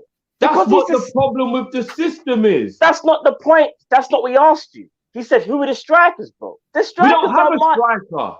If you want to put it like that, then we don't have a striker. No, that's the whole who are the strikers in Harry Kane bro, or Haaland? We don't have a striker. Okay, let me rephrase Cal's question. Who are the strikers in our system? Mane and Salah are our goal getters, if that's what you're getting at. That's what I'm trying to say, bro. No, I never said they are strikers. They're not Kane. Obviously, they're not Kane and they're not Lewandowski, but there are strikers for our team, however you want to say it. There are inside forwards there. As you would say, there are goal getters. They're our goal getters. Therefore, we're going to class them as strikers. There are goal getters. They're our strikers. I'm not saying they're not strikers. They're not strikers. The reason why it's not the same is because when you talk about the players you spoke about, like Torres, for example. I get that. Torres I get that. 80 minutes and he wouldn't really do much. I don't even mean it in a like ignorant way, but he's almost allowed to not do anything for 80 minutes if he bangs in the goal, because that was what a striker was about. Maybe football might have changed a little bit, yes, but in essence, all you care about when your striker's on the pitch is if he does his job. Don't get clouded by all of these complications with systems and tactics now, where everybody's got to do all these different things. If you are a striker, your job is to get goals. So when our team, Torres was allowed to go 80 minutes without doing nothing if he got one chance and bang the winner in, because his job was to do that. Wait for the opportunity and do that. In our team, Mane and Salah are meant to help Robertson and Trent. They're meant to get involved in build-up play as well. They're meant to connect the dots. They're supposed to do a lot more things than just wait for an opportunity to score a goal. Therefore, there's more to it than that. So it's remarkable how many goals Salah gets. And up until this season, it was remarkable how many goals Mane got as well. And I get that in our system, they're more of the people who end up with the opportunity to score the goal, but they're not strikers. And technically, they're not our strikers. No, they're not. No. You're missing what I'm saying. They're not strikers. As I said before, they're not Aguero. They're not Kane. They're not pure strikers. No, I'm not comparing it to in the our player, team. bro. No, but what Cal said, in our team. I'm comparing it to the position he played. No, I hear what you're saying. But I'm just saying, in our team, in our team, Drift, in our system, they are seen as our strikers. They're our goal getters, if that so to speak. They're not strikers, we know that, but they're seen as our strikers because they are the goal getters for the team. That's all. That's all man trying to say. Oh, I've got this wrong. What position is Greenwood? Well, Greenwood. He either plays from the right or he plays. No. What is he? If you were making, I generally don't even know, you know, bro. He's like Mason Greenwood. I say is a striker. He's a striker. I say he's a bit of a hybrid for me. No, he's just a striker. Don't watch what Ollie's doing. He's a striker. Mason Greenwood is a striker. Where does he play for Man United? On the right. Yeah. Yeah. During the game, he's not given only scoring goals as a responsibility. He's got to track back. He's got to get involved in the play. He's got to do all that. And a lot of Man United fans say it's taken away from his game. A lot of them say they would rather he was just in the middle, just waiting for opportunities because he's clinical as fuck when he's in front of goal. He doesn't really even though Man United's wingers don't really trap back like that, bro. Even though he's a striker, as in he's actually a striker, his position on the pitch is the same as Salah's. And he does all the other stuff like what Salah does. At the end of every game, if he doesn't score, nobody turns around and goes, why didn't Greenwood score today? Because he was on the wing. If he's up front, they would say, why didn't Greenwood score today? Because that was his only job during the game. So what I'm saying to you is, even though Salah gets remarkable goals, he's not a striker. He's not a striker. No, he's not a pure... All right, so hold on. Drift, can I ask you a question, yeah? When, I'm trying to think of who I'm going to compare it to. When Chelsea play a 4-3-3, yeah, their front three, let's say is their best front three. They'll probably go Ziyech on the right, Pulisic on the left, and Giroud through the middle, right? Yeah. Who's their striker in that system? Giroud, obviously. All right. So when we do it, is Firmino the same as Giroud in terms of their positional play and what they bring to the game? Well, we asked Firmino to get a bit more involved in the game. But simple yes or no, bro. It's a simple yes. Yeah, yeah. If you're talking about just 11 versus 11, Firmino and Giroud are the two mirrors. Yes, they are. They're not, bro. How are they? So which one of our team is the Giroud then? Well, again, my question was going to be to you next. Flipping Ziyech and Salah, do they operate in the same way? Salah's just better. But no. Yeah, effectively, they don't, bro. They don't. They're different players. Ziyech is very much He's a creative. He's a creative. Because he's not good in front of goals, so you don't ask him to rely on him for goals. No, just he's saying he ain't like Salah. He's not. They're different. They're different. They're different players. I'm not even comparing the two qualities of the players. Okay, the reason I made the reason I made that point. No, the reason I made that point. If you compare those two 11s, who's our Giroud? We don't have a Giroud. Exactly. Do we have a Giroud? We don't have a striker. You fucking made my point. No, you're not listening to what we're saying. You're not listening. You're not listening. You made my point. Listening. I'm so glad you did it. Drift. You made my point. You don't have a striker. Drift. You're not listening. You're not listening. Hear what I'm saying to you. It's long. You're not even listening. We don't have an Olivier Giroud. Do you want to know why? Do we play 4-2-3-1? No, we don't. Do we have a focal point? No, we don't, in terms of a central striker. In our system, because let's be real, let's not be silly and act like systems don't count in football. Yeah, we play a 4-3-1-2 Drift. That's what we actually play. And by design in our system, Mane and Salah are our goal getters. They are not strikers like Aguero and Harry Kane, but they are our goal getters. That's what I said. So they are seen as, but they are seen as strikers in our system, Drift. The system that we are playing. I don't not see this. I don't not see the strikers in our system. Listen, I get the angle you lot are trying to go with, because if they're the ones more responsible for goals in our system, fam. Effectively, I get your point. But if we're gonna sit here and act like if Robertson and Trent were getting exposed for a whole game, we wouldn't say where the fuck were Mane and Salah? Where was the protection? You don't ask Harry Kane to protect Trent, do you? Drift. You don't ask Aguero to protect Robertson, do you? No, because they're the striker. Drift. Let me and again, sorry, no. This is where. But you ask Firmino to protect against their DM, though, don't you? What do you mean protect against their DM? When Firmino's playing, one of his jobs is to close down the opposition's defensive midfielder or the deepest lying playmaking midfielder, right? That's part of his job. I think his job's to close down the centre backs, not necessarily the DM. I don't think he should get involved in that battle. I think that should be Henderson or Genie that does that. No, because Henderson and Genie's job because Henderson and Genie's job is to protect the fullbacks. Yeah, the way we play, they have to get involved and help because our exactly, get forward. Exactly. And then but we're talking about interchangeable points of the game. But in general, if we're setting up in our team and the other team has the ball and we get our shape, Mane is protecting Robertson, Firmino central, Salah's protecting Trent. So I'm saying to you, I understand your logic of if they're the ones most responsible to get goals, that they're technically a striker, but they're not strikers, and they shouldn't be seen as strikers, and they shouldn't be drift. This is the only way to explain it. This is how I see it. The only pure striker we have in our team is Divock Origi. He's a natural striker. We get that, yeah? No one's saying Mane and Salah are Divock Origi. What we are saying in our system, Drift, when we play, we don't play a 4-3-3. That's just paper. All right, Mane is play like that. All right, Mane is striker. In our system, they act as strikers. They're strikers. No, don't do that. Move on to the next topic. Yeah. But you want me to get your point, so I'm telling you I get your point. Don't do that. It's cool then. We move. I can't be bothered. So hold on a minute. You won't let me have my own opinion. And then if I take your opinion and I say I get it, no, but Drift, it's the way you're doing. No, Drift, it's the way you're doing it, bro. You know how you're doing it. But I don't agree with you. So what else can I do? But either have my opinion or just say you don't. Just bow down. No one said. What else can I do? Because you ain't listening to my opinion. No, Drift, we are listening to you. No, Drift, we are listening to you. I can't listen. This is long.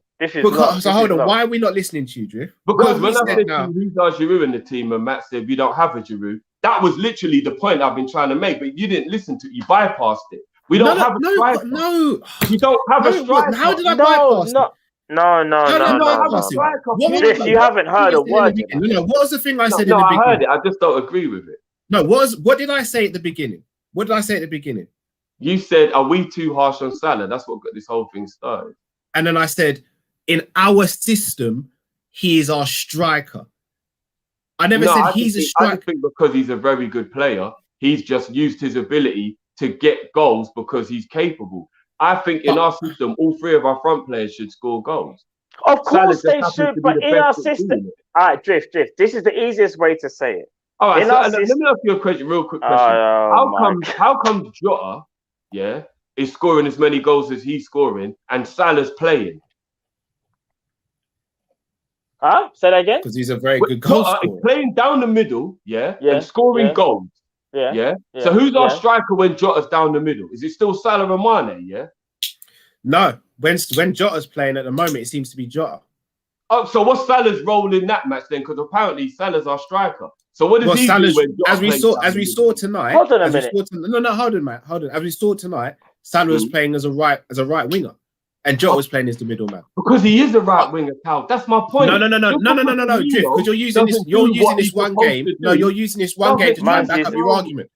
You are using this one game, Drift. How many times has Jota played this season? Has he played more than Firmino this season? No, he's been injured, but whenever he has played, regardless of whether he's been injured or not, who's played more games, Firmino or Jota? Firmino, obviously. All right then. So when Firmino plays, is Firmino our striker or is Salah our striker in our system? Firmino was our striker. He's just not good. We're never going to agree because we're never going to agree. Let me ask you something. So when we're playing Jota instead of Firmino, are you not telling me we're a completely different team tactically? Is that what you're trying to tell me? Yes, we are. Of course we are. What, you think we're the same? What, you generally think we're the same? All right. So hold on, Drift. Let me ask you a quick question. When we scored them goals against Atlanta, did we play the same way as if Firmino was playing, or did we play a different way when Jota was playing? Firmino's just not capable of doing what Jota did. So no. Shall I tell you why? Because Jota is more of a natural. Do what we do when Jota's playing because Firmino isn't capable because he's not quick enough. Jota, at Wolves has played as a striker and as a second striker, bro. He's got more of those natural instincts. He's more of a natural striker than Bobby Firmino. We play a different way because we play to. But I don't think he's that hard to work I'm out, wrong. you know? I'm wrong. You lot are right. You lot No. You have your Leave it, opinion. leave it, Have leave your it. opinion. Have your opinion, bro. Have your opinion, innit? Have your opinion. No, when Jota plays, we're a completely different team. I agree. We play different. Am I lying? No, you're right. It's what it is. Right. We do. Last subject before we head off. Mane. Mane looks like he's losing or lost a yard of pace. If that is the case, is Mane still going to be as effective for us going forward if he has lost a yard of pace, given that he's probably not the greatest technically, but what made him so good was his pace, his unpredictability. But without his pace, could he not be as effective potentially? I don't think he's lost pace. I just think he overthinks everything. When he gets the ball now, I just think he thinks about everything too much rather than just doing naturally what comes instinctively to him. So I don't even think it's about pace. I just think it's about his mind. I think he's too indecisive. For me, he's lost a yard of pace, but I think he's fatigued. I think that's something that you can work on when you rest and come back and you're fresh. Mane looks knackered. Bro, Mane's been knackered probably since the start of the season. Or at least 10 games in. He just hasn't looked the same. We always kind of felt, it's a blip, it's this, it's that. Nah, bro, it's you've got some. I don't think he's on a decline. I just generally think, though, that he's so fatigued. The amount of football he's played, he's never had a long break. He gets overused as well. Let's be real, because up until this season, we never had Diogo Jota to come in and allow Mane rest. Do you get what I'm trying to say? The only time Mane's at a rest is when Klopp decides to throw Divock Origi to the left-hand side. Am I lying? I don't even remember if that even happened this season. Let me ask you something, like, seriously, and I mean the people in the comments, not even you lot, yeah? Are we honestly going to say that after one bad season out of 5 and at 28 years old that you genuinely think Mane's done? A 28-year-old, you think a 28-year-old is done? Like I want, like, don't just think about the fact that he's having a bad season. People can have bad seasons. You think he's done? How can you think a 28-year-old's lost his pace? I watched Modric is 35 years old, and I watched him running around today. In fact, I'm actually more embarrassed about the fact that our midfield let a bunch of mid-30-year-olds bag them up today. That's probably more what annoys me, because James Milner and Modric are the same age. If Milner was in that game, he would have been swamped. Do you get what I'm saying? And we actually have the younger midfield, and we actually let that old midfield run our midfield. So don't tell me about age and whatnot, yeah? 28 years old and you lot think Mane's done. I don't think it's the age. I don't think it's reactionary. I don't know. I don't think it's the age. He's been running to the ground, isn't it? Modric is a technician. He's never relied on his pace. He's never relied on a burst of pace or acceleration to play his game. That's not his game. Yeah, he's never relied on it. No, but he's got to he plays with a bit more pace than you think. You know, there is pace involved. But he doesn't rely on it. He doesn't rely on it. But there's still a lot of pace involved in what he does. No, but Mane relies on his explosiveness. His explosiveness is like a key part. Like, all right, I put it like this: if you take away Mbappe's pace, would you still want him? I mean, that's hard to say. He's still a very good technician. He's got great feet. No, but his pace is obviously what makes him explosive. Yeah. All right, and that's the reason I use Mbappe as an example, because I feel like Mane is very similar in that sense. I think Mane's quite. Then you've got to adapt his game, innit, and use him differently. Then. Or do you though, Drift? I think this is what the fan base are getting. Oh, so is this the get rid of Mane discussion? Allow it, man. No, I'm asking you a question. Is that what we're doing? I'm not allowed to finish my statement. Bruv, why does it have to be such a jump to a conclusion, bruv? I'm asking questions. Flip me, man. I'm asking questions. No, and I'm just asking you a question. Are we saying let's get rid of Mane? Let man finish what you're going to say. Ask the fan base a question. They obviously can't completely answer you. There's 1,000 odd people, so everyone can't collectively give you an answer. Yeah. I'm trying to look at it from a different side. I'm not sitting there saying I want to sell Mane. I've never said that. I'm not talking about you personally. I said, are we about to have the let's get rid of Mane discussion seriously? I think we should have a look. I've said this and I'll say it again. No one is bigger than the club, and no player is irreplaceable. It's as real as that.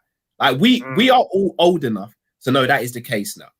Like we've seen our favorite players and the best players leave this club, and we've continued to move on as a club. Do I want Mane to go? No. Do I still think there's a place for him at Liverpool? Yes. Do I still think he's one of the best left wingers in world football? Yes. But I'm saying if Mane is losing his pace or has lost his pace and becomes ineffective in what he brings to us as a team, do we not have to look at that and analyze that without our emotions and say, for the greater good of the team, do we not potentially have to look at it? And I think that's what the fan base is saying. Do I agree? No. Would I give Mane another season? Yes.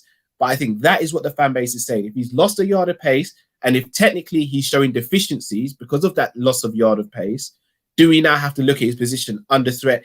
In the same way, we look at Firmino and say he cannot play number 9 next season because his technical deficiencies in front of goal hinder us in front of goal and hinder us as a team. That is the question.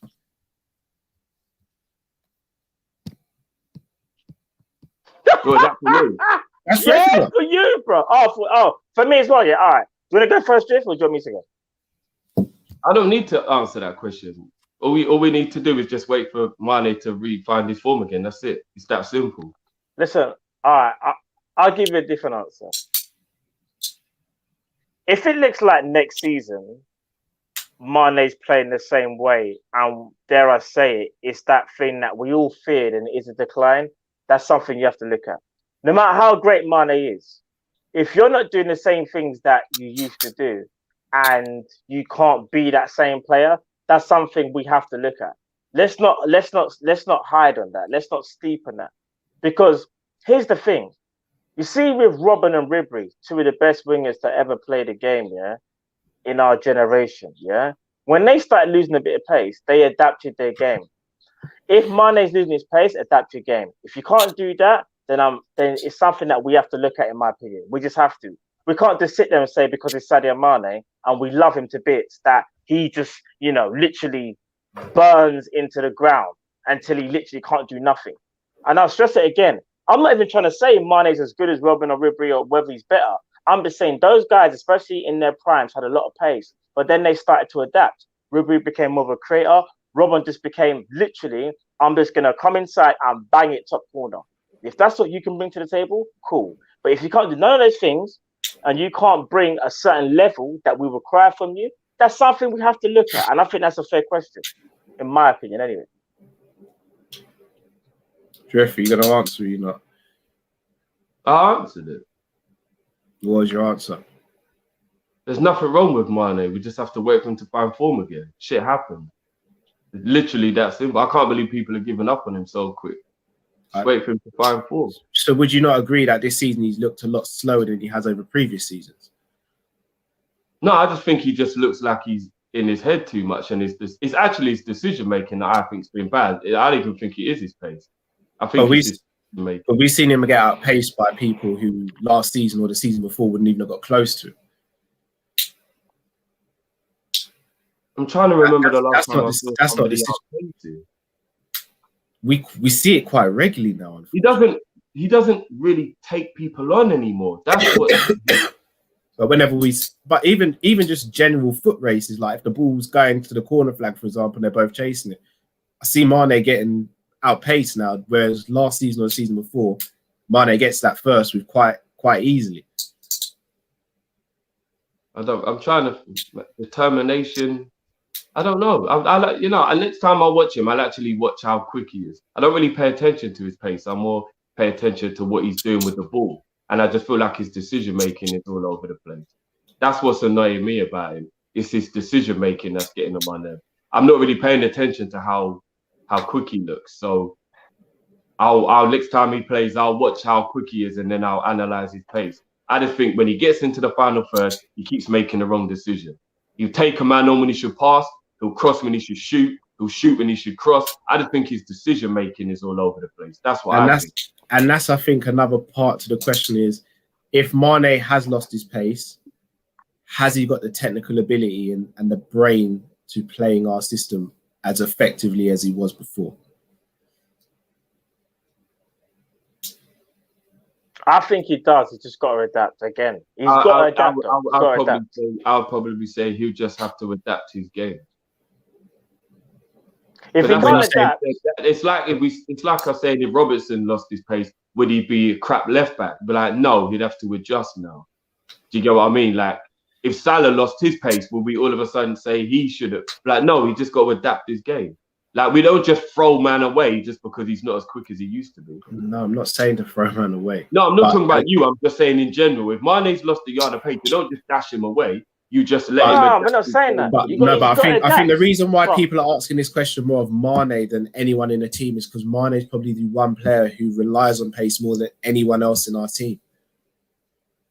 Well, for example, I think Firmino's lost a yard of pace, but I don't necessarily think, like, I think that's why he's not as good as closing down now, because he used to be able to get there a bit quicker than he can now. I'd agree with that, but you could argue that if Bobby's playing in the 10, his lack of pace, his brain and his technical ability could potentially get him through a season with us. That's why I'm asking if Mane loses his pace or has lost his pace, which made him so integral, so effective, so deadly in our system, can he adapt quick enough to make him still a valid player and a valuable player in our system? Time will tell with that, isn't it? But can we not kind of gauge that answer now, considering we've seen him at the club since 2016 to know how good technically he is or not? Slower. I'm gonna have to watch back some of the games and just concentrate on his play. I don't think he's slower. When I'm watching the game, I don't think Mane's slow. So maybe I'm just thinking, why'd you keep making the wrong decision? He's not slow. He's not slow. But one thing I will give an example. If Mane before was like a 10 out of 10 for pace, I would say this season in particular has been like an 8.5. That's not slow. But what it is you can see it. It's noticeable though, because there's certain people that you would normally burn past, and certain times you're running, you're like, what? You're not getting past it. And again, it could be, as you said, dwelling on the ball, where sometimes it can be like that. Because what it is, it can be that agility, that split second of you hanging onto the ball, or that decision making that you didn't make. But it's just sometimes, and I feel like with Mane, that explosion drift that he has had before, up until this season, for me, it's not there. And I do think it's fatigue. I've said at the start of the show or whatever, I think it's fatigue. I think he needs a long break and he'll get it back. I don't think he's in a decline. Not yet anyway. No, I don't think so. I also think we're also underestimating what COVID did to him. Because I still remember the beginning of the season when he was on fire. And he's actually only been bad since he came back from COVID. Facts. So, and I think a lot of people just dismiss that because they seem to think that if you don't die from it, you're all right. No, that isn't how it is. So, he hasn't had a good season, but I don't think his pace. I think his decision making. But I'll pay attention to his pace from now on, and I'll see what he's doing. But everybody I'm seeing is saying Mane's done. It's like, all right, fair enough. If he gets his form back, I don't want to hear shit. I said, as fans, we're allowed to be kind of reactionary. It's kind of our job as fans to be that to an extent. Obviously, without going overboard, but I think fans, we do it all the time. How many times have we jumped on there after a win and gone crazy and all that? We do it, man. So we can't get too upset within that one game. Don't be reactionary to the point where you're actually dashing man out. Like, dashing man out. All right, cool. Fair enough. All right, let me get to these super chats. So N2Thaku says Mane playing with lost girlfriend syndrome. Nothing really matters to him right now. Lad clearly checked out this season. I don't think he's checked out. Mane tries hard in every game. That's one thing I will say. Never ever can complain about his effort. Yeah. Mane's always right. Timmy, Mane got fouled bare, but no calls. I don't think he got fouled bare. I do think Mane goes to ground easy when he shouldn't, and doesn't go to ground when you could argue that he could. But again, I think that's a refereeing problem as opposed to a Mane problem, if I'm going to be honest. I think that's an actual refereeing issue. Because players wouldn't go down so easy if they knew they weren't going to get a foul. Like, for example, Vinicius went down when he pretended Trent elbowed him, got a free kick from that. That encourages other players to do the same. Yeah, so when I saw Vinicius do that, I was like, you son of a... Like, really? That's what you're doing. What's also mad, about everybody's saying, "Oh, Mane's done, whatever." Even if he's not being as effective with his goal scoring as he used to be, and as he should be, even I'll say it, even as he should be, he's been nowhere as effective as he should be in front of goal. And I'm not trying to do the whole English thing here.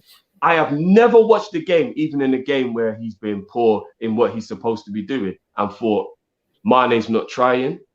And I'm sorry, that actually does count for something. And I'm very surprised that people are still quick to just be like, he's done. It's like, hold on a minute. Name me a game where he wasn't on it, though, in terms of like his attitude. Do you get what I mean? Like, can you name me a game that Mane wasn't still like trying? Even if it weren't coming off, he never shies away. He don't hide. He don't back down. I don't ever remember there ever being a game where Mane just went in the shadow and just pretended that he wasn't a part of the no, thing. No, he never does that. I don't think that needs to be considered. Could that argument not be used for every single player in our team, though? No. There's a couple men in our team that definitely do go hiding. I'm not going to start pointing fingers because I don't want it to become a thing of like I'm picking at people or whatever. But there are people that do go hiding in our team. There are. All right, but if I was to say to you, for example, Kabak didn't have a great game tonight. Most of the fan base collectively don't think he's good enough to be a starter for us if everyone's fit. And even if everyone's not fit, most people don't think he's good enough to be a starter. But we can never turn around and say he doesn't try hard. Or I think that's what sometimes gets lost. I wouldn't say he doesn't try hard. I think that's where the sentiment gets lost, because in a Klopp team, I don't think anyone can really be accused of not trying or shying away.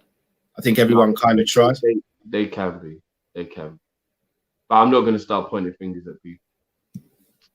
There's a lot of times we watch games and man just goes. Like, not only was he crap, you don't even remember if he even touched the ball. That happens. Trust me. That happened. Even in a game where you said Mane was crap, he still had the ball at his feet numerous times and kept getting involved and kept asking for the ball. So, Adam LFC, did you guys see Kabak trying to sprint back after Madrid countered from the corner? LMAO. To be honest, that I can't even really. I don't think that was Kabak. That was Thiago trying to chase back. No. What it was, there was a counter. I know the bit that I was talking about. So if you watch. No, this is from the corner, they said. This is from the corner. Yes, from the corner. There was one point. No, it was Thiago, Matt. No. If you look back, Kabak, obviously Thiago was way in front. Was you watching Kabak do the pop-up? Kabak was blowing out of his arse. It looked like he was going nowhere. Trent make a good tackle, and Thiago was there. But go back and watch the footage, and you will see Kabak here trying to get back as well. Bro, Kabak. I'm not blaming Kabak, but I'm just saying he was just lacking. I don't like how you were. I know we needed Kabak was blowing. He caught out from a corner like that, and then they literally went and scored a goal. We was being too cavalier. Kabak was blowing out of his arse, bro. But I mean, Kabak was literally run. Have you not seen when Kabak really tries hard to run? Bro, I'm not going to lie. It looks mad, you know. But anyway, you're saying about me slandering Kabak. I'm just saying, innit? He does look like he... So, do you know what it is with Kabak? I think sometimes he does what you say Mane does. He tries too hard sometimes. Believe it or not. I think he tries too hard. Yeah, because he's trying to impress, isn't it? He wants to make this overthinks things. Like even in the bit where he was under a little bit of pressure, and he literally nearly gave away a goal because he's running, and he kicked the ball up into the air, and I was like, and then he nearly scored from that. I was like, Cabba, what are you doing, fam? But he's young, isn't he? He's 20 years old. He's in the Champions League against Real Madrid. Yeah, and again, he shouldn't be in this position. He shouldn't be. Him and Nat shouldn't actually be in this position. No, they shouldn't. That's down to one being unlucky. That's not their fault. Yeah, that's not their fault. The poor judgment of the club not to do business when they should have. Shout out to Joe Mendo, who's become a member of ours. Edwards says, imagine if Salah threw a performance like Mane. He's not been a team player this season, which is so unlike him. We simply can't compete against the likes of Real Madrid, City, Bayern, and PSG with that defense. Thoughts on that, guys? Sorry, Carl, read it again. So that must make me laugh in the comments. Imagine if Salah threw a performance like Mane. He's not been playing for the team this season, which is so unlike him. We can't compete with the likes of Real, City, Bayern, PSG with that defence. It's a valid point. Sometimes I do feel like if Salah and Mane were doing the opposites, and Mane, say for example, Mane had the goals that Salah didn't, but we all sitting there saying, "Oh, Salah's trying," and we're asking about if Salah's having a decline, I think the fan base will go into a meltdown. Like, I'm not joking. I could be wrong, but again, I think what it is with, listen, I think Mane and Salah are two very big cogs in our system. Put it like this, but yeah. I think sometimes we protect Mane a bit too much because of the amount of love we have for Mane. I don't want to start doing the Mane versus Salah thing. Yeah, I don't. All I'm saying is, in my opinion, I think if Salah has a poor game and scores, people blind him. If Mane has a poor game and scores, people still rip him. And even though people might think that Salah gets a lot of criticism, which he does, don't get me wrong, I think that's outside our fan base. I think the non-Liverpool fans are a bit like they don't want to rate him because they're just haters. Within our fan base, though, I've noticed if Mane scores and doesn't play well, they won't blind him because he scores. They'll still rip all the things he didn't do well. If Salah scores, all I hear is, but if he never scored, and I'm like, I don't necessarily know why it's not used in both ways. Because there's been games this season where Mane scored. Remember, he still has, 8 goals? So he still scored, but nobody's blinded him for scoring. Everyone still ripped the performance. So I'm just saying, I think it does go both ways. I disagree. I respectfully disagree. I get where you're coming from, but name me a game that he was commended in when he scored then, Mane. No, but I'm trying to remember the last time he scored. Not in a rude way. Now, we came out, for example, against Crystal Palace there when we won 7-0. Everyone was lording over Salah, and he did score a worldie. Mane's goal was very good in that game, and people saying he didn't have a good game. So why no one was saying that after the Palace game. But I'm not talking about you. I'm talking about people in general. No. But Jeff, I didn't read nothing about the fan base saying anything about the Palace game. I think people were annoyed that he was annoyed at coming off. I think that's what people were annoyed.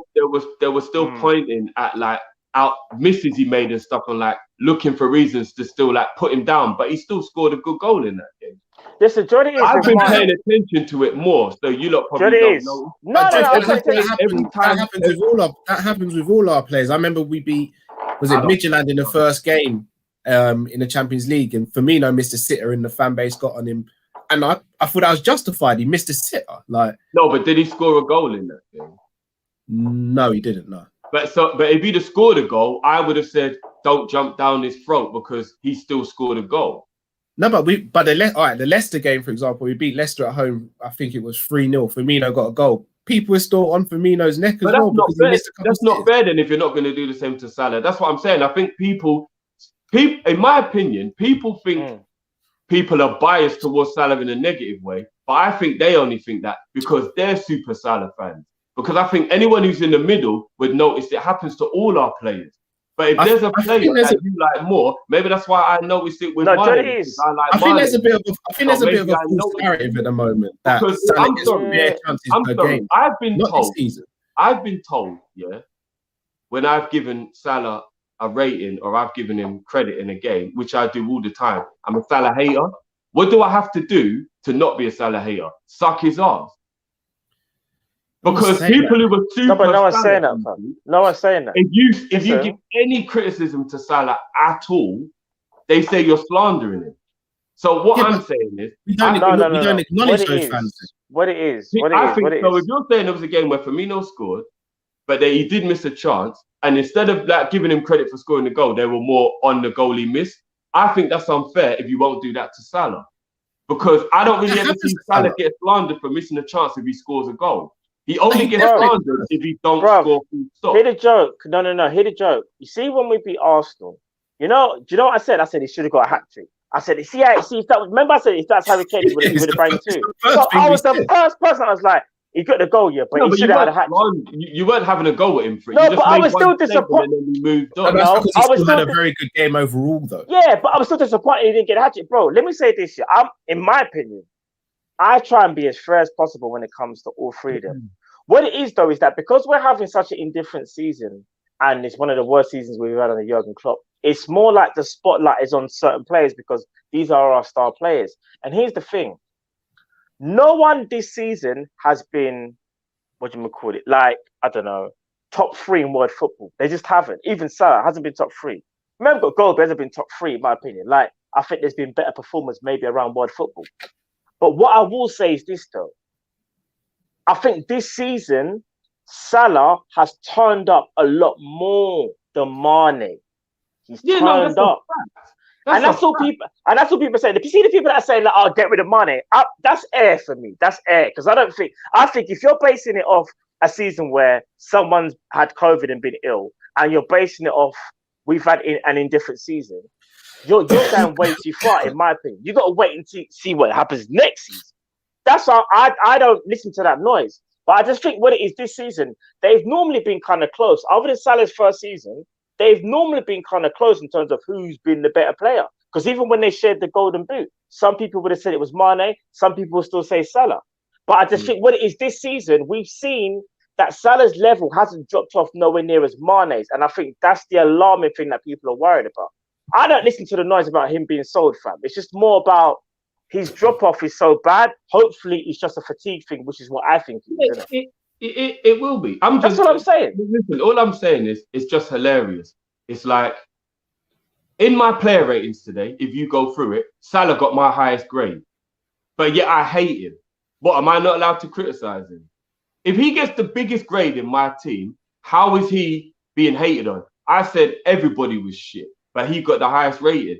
So the point I'm making is, as soon as you say anything about Mo, you're a hater. And I think people need to stop that deriding. It's like, do you know what? I get it. He's your favorite player, but he can still be criticized. And I'm going to hold him to the same canon you hold Mane and Firmino to, because I've come on the stream many a time and I've said, man need to get off Bobby's back now. Even though I'm sick of him as a striker, when I'm hearing, get this man out the club, he's dead fruit, I'm like, no, hold on. Let's not go that far. And you don't know I've done that. You don't know I've actually backed Firmino. So I'm not doing a whole, it's just because it's Mane. I do the same thing. I don't want him to be up front. But when people start saying, get rid of this fella, dash him out. If you call him Robert. Yeah, because I'm annoyed with him. When have you ever heard me say, get rid of this guy? I don't even say he shouldn't be in the first 11. I say change the position. So when I'm hearing people saying, done with this shoot, get rid of him, whatever, I'm like, hold on a minute. Are we not getting way too far here? That's my point. So it's like, you got to find a bit of balance, mate. Simon Banks, very, very, very thankful for your super chat. What's going on, sir? Is that how you lot are going on? Crying face. Stephen, Mo scored because he's the only player in position to. Mane has to drop. And I saw a mess. We'll talk, brother. We'll talk. But I know he's smiling from ear to ear right now. And he's yeah. Simon, oh, boy. Stephen says Mo scores because he's the only one in position to. Mane has to drop, collect, and take on players. Bobby has to link up. Mo gets a free pass on bad games. Again, I think we're gonna get people coming for you, but I respect you talking. Do you know what? Sorry to cut you guys. You can't just say it's fact because someone else agrees with your opinion, Drift. Because I say today, go on, Matt. Sorry, we have to drop the beat. Man dropped a big super chat. Big up Simon. He did. Yeah.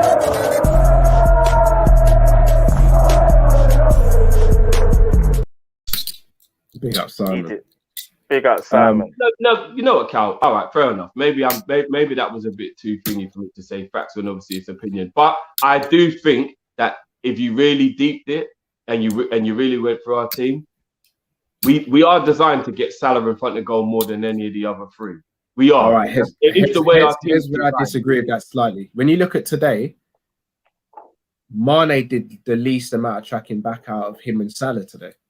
But Salah still got the goal and was still in better positions than Mane.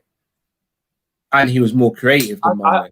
I don't really remember. He definitely did. Back to Rob, because nothing really came down Robbo's side. Mane barely tracked back. Salah tracked back a lot and was doubling up with Trent. Lot. But obviously, a lot of that comes down to the fact that because they were targeting Trent a lot, that side of the pitch was more vulnerable. So if Salah weren't helping more, then I'd ask, what was he doing? You get what I'm saying? But that's what I'm saying in terms of like when people say it's a narrative that Salah doesn't track back. It's a bit of a false narrative. Like there are games where they all interchange, and some will do it more. Like Mane does it more over the course of a season, but in the last few weeks, you could argue that Salah's done it. In the last few weeks, you're right. In the last few weeks, especially against Arsenal, I actually watched Salah being intelligent, dropping deep, and when Trent was going over, he would actually fill in to make sure we couldn't be counter-attacked on. So you're right. I'm not saying Mo never ever does it. But if you went over a 38-game season for the last 3 seasons since Mo's been here, Mo has tracked back at least 3 times less than Firmino or Mane. At least, bro. It's just a fact. It's just the way our team's designed, bro. It's not even... I'm not even trying to criticize Mo when I say this and put him down. It's just a statement of fact in terms of the way our team play.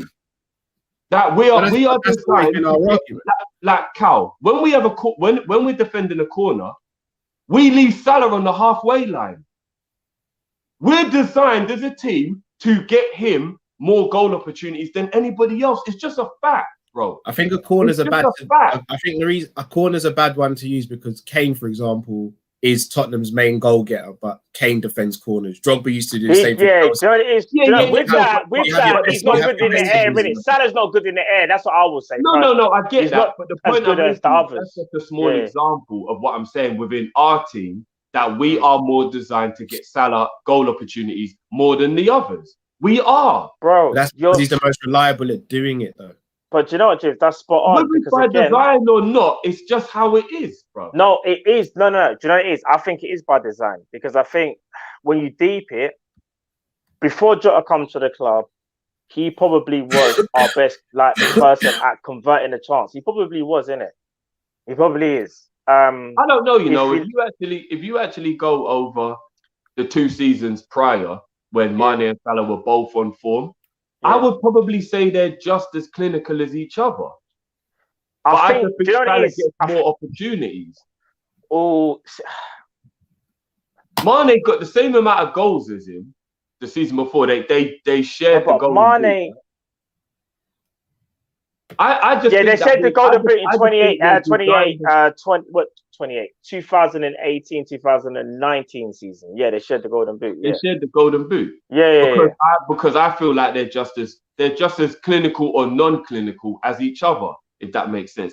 And if we're gonna judge Mane on this season, Mane's been terrible in front of goal, so it's kind of an unfair way to judge it. But Mane's been at the club for 5 years. This is his 5th year, right? And in the 4 years prior to this, in my opinion, if they're both in front of goal, I think there's just as much chance both would score as they would miss. I don't think either of them is better than the other. I don't think it's close. I think it's ratio come way down, but face the other 4 seasons, and I think they were probably about the same. See, I used to think that, and maybe it's because I'm being harsh on Mane this season, but dare I say it, I think Salah ever so slightly more. But I could be wrong because maybe I'm too heavily thinking about the amount of chances Mane's potentially missed this season, where normally he would convert it. That's the thing. Haven't we always said Salah needs 3 chances to score a goal? No, he does. Well, all of them do. None of them are. You know what? Again, I think that's, dare I say it, that's a bit of a false narrative this season. No, it's not. No, it's not. I know he is a great goal scorer, but he's not clutch, bro. Let's say he's not clinical. He's not clinical. No, I'm not saying he's mad. I'm not saying he's mad clinical. But again, if we actually look over the season, he's not been getting bare chances per game. He hasn't been. I'm not just talking about this season, though, Cal. I'm talking about the 4 years he's been at the club. But if we talk about the years he's been at the club, I wouldn't call Salah clinical. He's I think it's quite remarkable how many goals he gets, considering he's not actually that clinical. But he's the most clinical player we've got. He's gotten better, even though I think Jota will rival him over season. No, but Jota's only done it for a small sample size. That's why I say Jota will potentially rival him. But you see, and again, Jeff, this is unfair as well, because even if you think about Salah's first season, and I know we can say it's an anomaly, but he still did it, yeah? Just like how Suarez had that amazing season. Bro, some of his stuff he was doing was just mad clinical.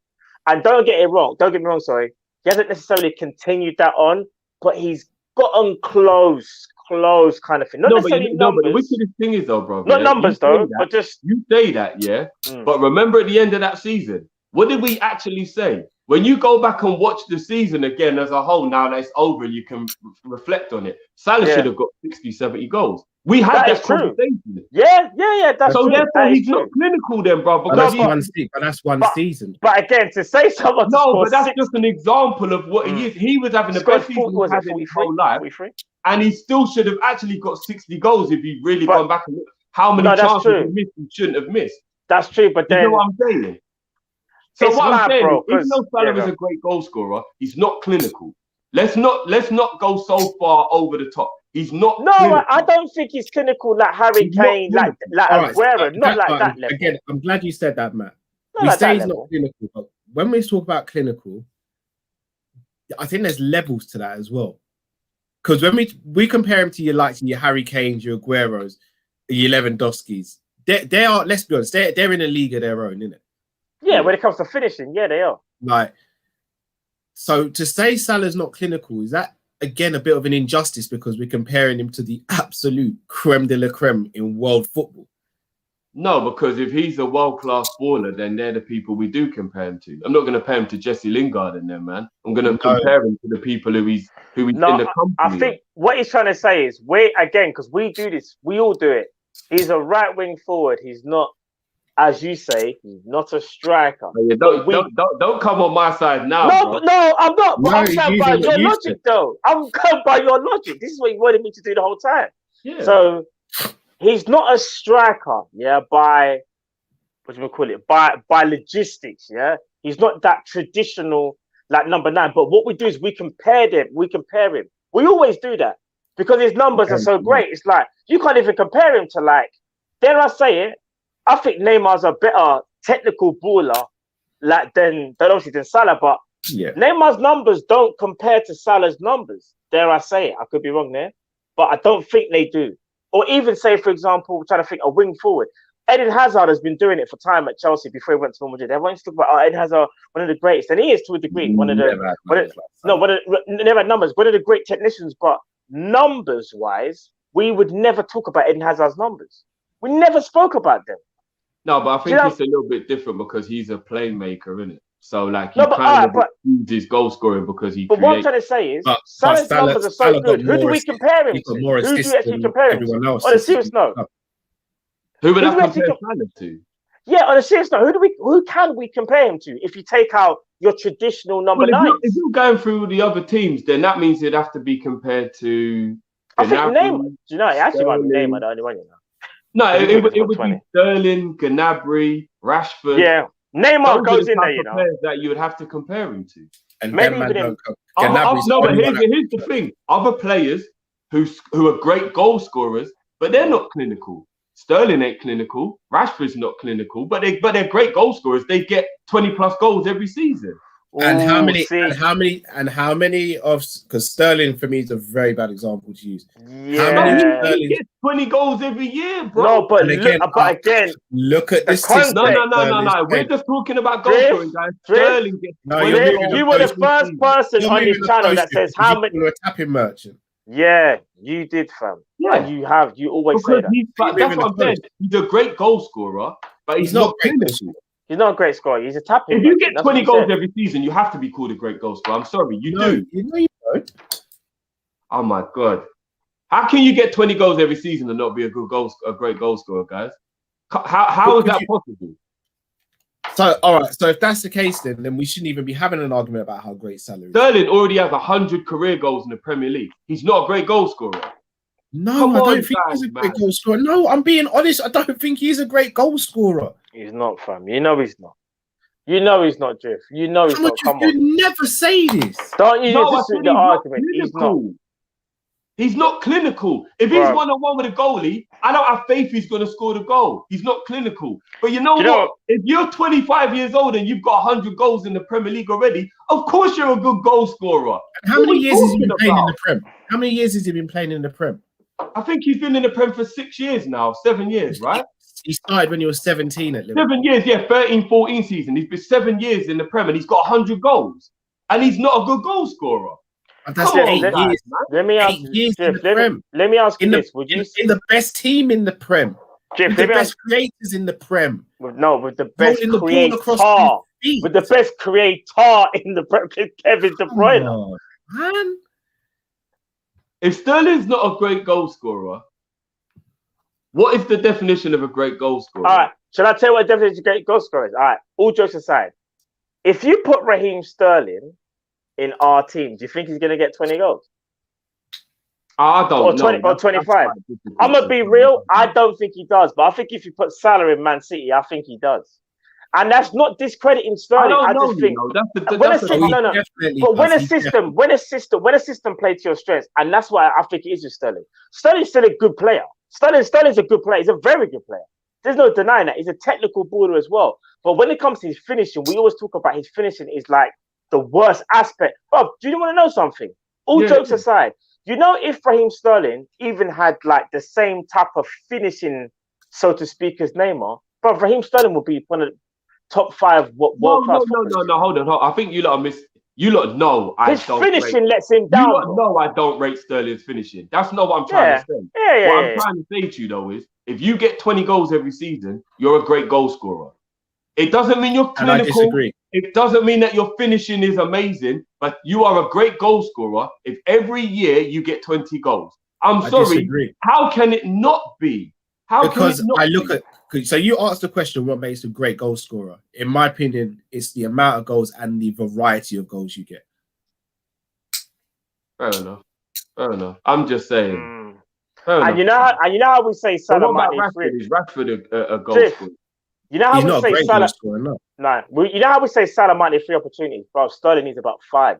Let's be real. We've seen Sterling miss some things where you're like, huh? No, I know. I agree. But I'm just saying, every season the man has more than 20 goals, and you have to just sit back sometimes and go, well, he's still a great goal scorer, even though. But what it is, he could be even better if his finishing was better.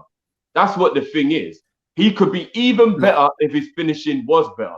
But you can't get 20 goals every season and not be called a good goal scorer. I'm sorry. Do you know what it is? He's far from clinical. And I do feel like, and again, people might hate me. He's nowhere near clinical. I know. The system makes Sterling get those goals. Like, it's a weird one when I say, for example, if you're playing in a more isolated role, where your team don't play like that, I don't think you're banging 20. For example, if you put Sterling in Real Madrid, I don't think he gets 20 goals. I really don't.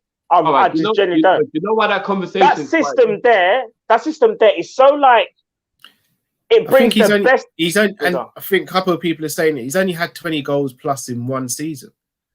No, I'm talking about in all comps. I know in the Premier League he hasn't done it every year, but in all comps he ends up with over 20 goals every season. No, I think that is over all comps because he's never ever hit 20 in the Premier League. No, I know he hasn't done it in the Prem, but in all competitions, I'm sure he hits 20 every season. I don't think he does. I think he maybe done it once or twice. Let me ask you like this then, yeah? Is it a bit disingenuous to take away from someone when you're saying, oh, it's the system? Which I'm not saying I don't agree with, because sometimes it can be the system.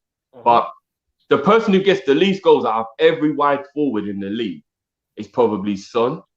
But in my opinion, he's way more clinical than every other wing forward in the league. So is it not a bit disingenuous to say, oh, it's only the system, it's only the system? Well, here's the thing. Son still got the goals. Why does Son not get more goals than the others when he's clearly the better finisher? Because Son doesn't get as many chances, bro. All jokes aside, bro, he's playing for Man City. They've got He's a purple patch player as well. Yeah, but not even that. But with Man City, the way how they play, bro, they dominate a team, they suffocate you, and they just create until eventually you will score. this is the thing with Man City. So with Son, that's why I feel like. Do you think he'd get about 35, 40 goals? Bro, if Son was in City's team playing where Sterling plays right now, I don't know how many goals he gets, but he outscores Sterling. I'll tell you that for free. He just does. Fair enough.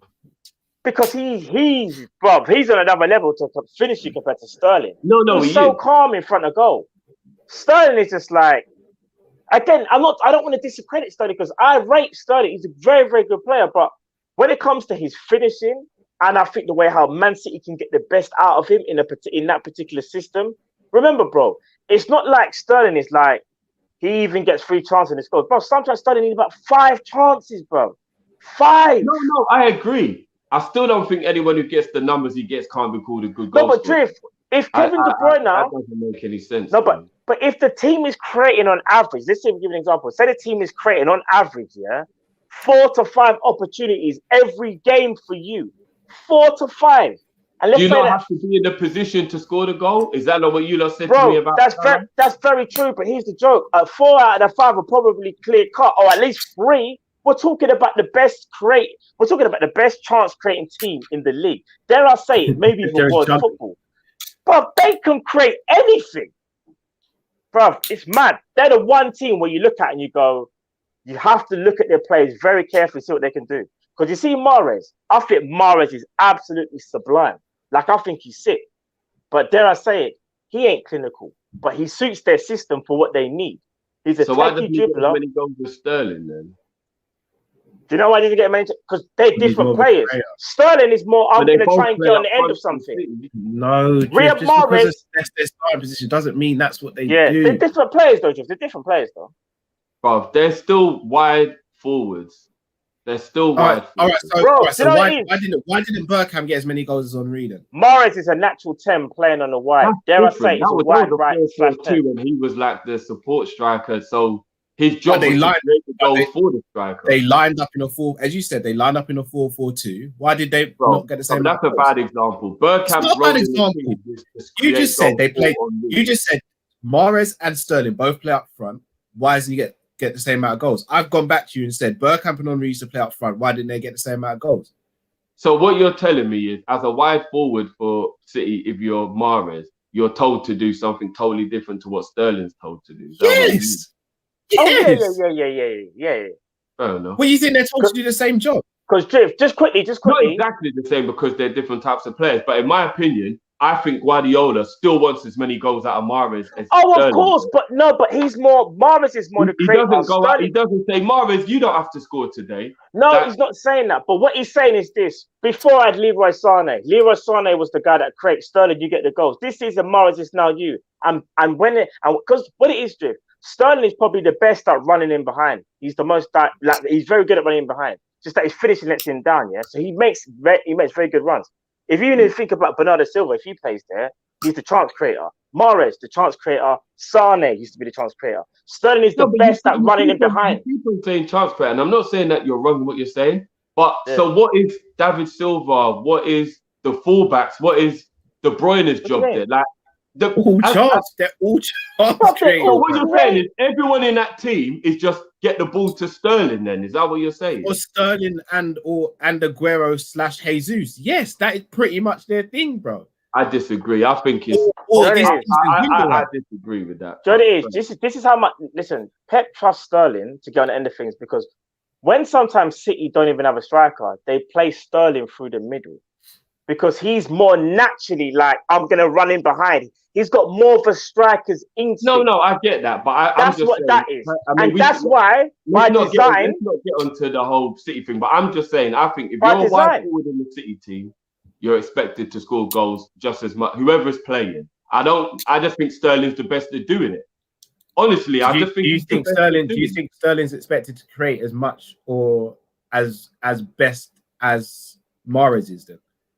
I think the responsibility to create and score goals is the same. It's just what they do naturally is what comes out in the game. Mahrez thinks more about creating naturally. Sterling thinks about scoring more naturally. But as the two wide forwards, I reckon their responsibility is the same. Honestly, I do. But it's like Sane and Sterling. Their jobs were completely different. Yeah, but they kind of played on the same side. There wasn't many games where they both played in the same match. They were normally both like it was either one or the other. And Matt, you know, we had this argument a lot. Who does he start over Sane and Sterling? They very rarely played together. But those on the left and Sterling on the right. Those were in big games. When they were playing just like, let's say out of the 38 games, say that out of the 30 times or even 29 times, Sane will be on the left, Sterling will be on the right. And Sterling used to make that inside, like do a Salah thing, right, come into the inside. Sane's job was to stretch the defence, innit? They had different roles. Yeah, that's but what there was a lot of times when it was more Bernardo Silva was playing on one side and it was, is it Sterling or Sane? Yeah, when he switched it up and Sterling was on the left, coming inside. Pep used to do that a lot. But anyway, let's not talk about them, man. Let's just finish up the game. So Rishab, Liverpool will be back next week. Hopefully. Oh, come on, guys. We're not going to have that discussion, are we? What was that? What was that? Do you not think Liverpool? And I'm not saying I didn't even hear the question because we're not good enough. But do you not genuinely think we're going to make the next round? I don't know, but I'm not going to sit here and say it's over. Like we can beat them 2-0. Like that's not beyond the realms of a possibility. No, Cal, I'll be real. It's not Real Madrid are the clear favourites. We have a chance, but Real Madrid are clear favourites. I have to say it. And when it hurts because going by the way how we played, it's like you. There's not a lot. It's more like you're clinging on to. You're optimistic in it. That's what I'll say. I'm optimistic, but I just when you deep hit the way how we played. A lot has to happen for us to kind of get back into this together. Like even against Villa, we have to show that we got that fight back and confidence is back. Because do you know what I mean? Dahul says, "Well, the reason why Neeks is a mod on the channel is because he's a bloody good mod." I think self-explanatory, isn't it? Genie Houdini, the players should know how the referees are going to ref this game from last year against Atletico. Stay on your feet. You're not getting a call. Neil says, same old mistakes, guys. It vexes me. Very true. Micah says, you guys are finally going to give Mane some heat for another poor performance. We've spoken about the Mane thing. Alexander, Kabak running like T1000 in Terminator 2. I just actually formed the scene. Whenever, and man's just like, what was it when he's like when he's running after John Connor in the car park? When man's just that's legendary. That's you man are out of order. I shouldn't even be laughing. Kabak, I'm sorry. Genie Houdini, haven't seen a beat in this bad since round 1 of Bane versus Batman. Bane did rough him up still. Gangan Deep says, got passed off the pitch. Midfield battle was going to be key. Needed to work out and press them, especially Modric and Cruz. Instead, we give them time on the ball to put balls down the channel and over the top. # no press. Facts. No press. Silver Spring says Wijnaldum was doing a mannequin challenge for their 3rd goal. Musa LFC 21. That crap show was defo a team effort. A few man need to go in the Hall of Shame. Mane chasing his first touch all night. Phillips looked out of depth. Robbo was even playing midfield, got schooled. Hakeem, I agree with 100. I agree with Drifty on this 199.9%. They were all garbage. V, you guys are talking about Trent's attitude. Talk about his brain dead, limp wrist defending. We've spoken about Trent already. Musa LFC 21 says Kabak was easily our best defender.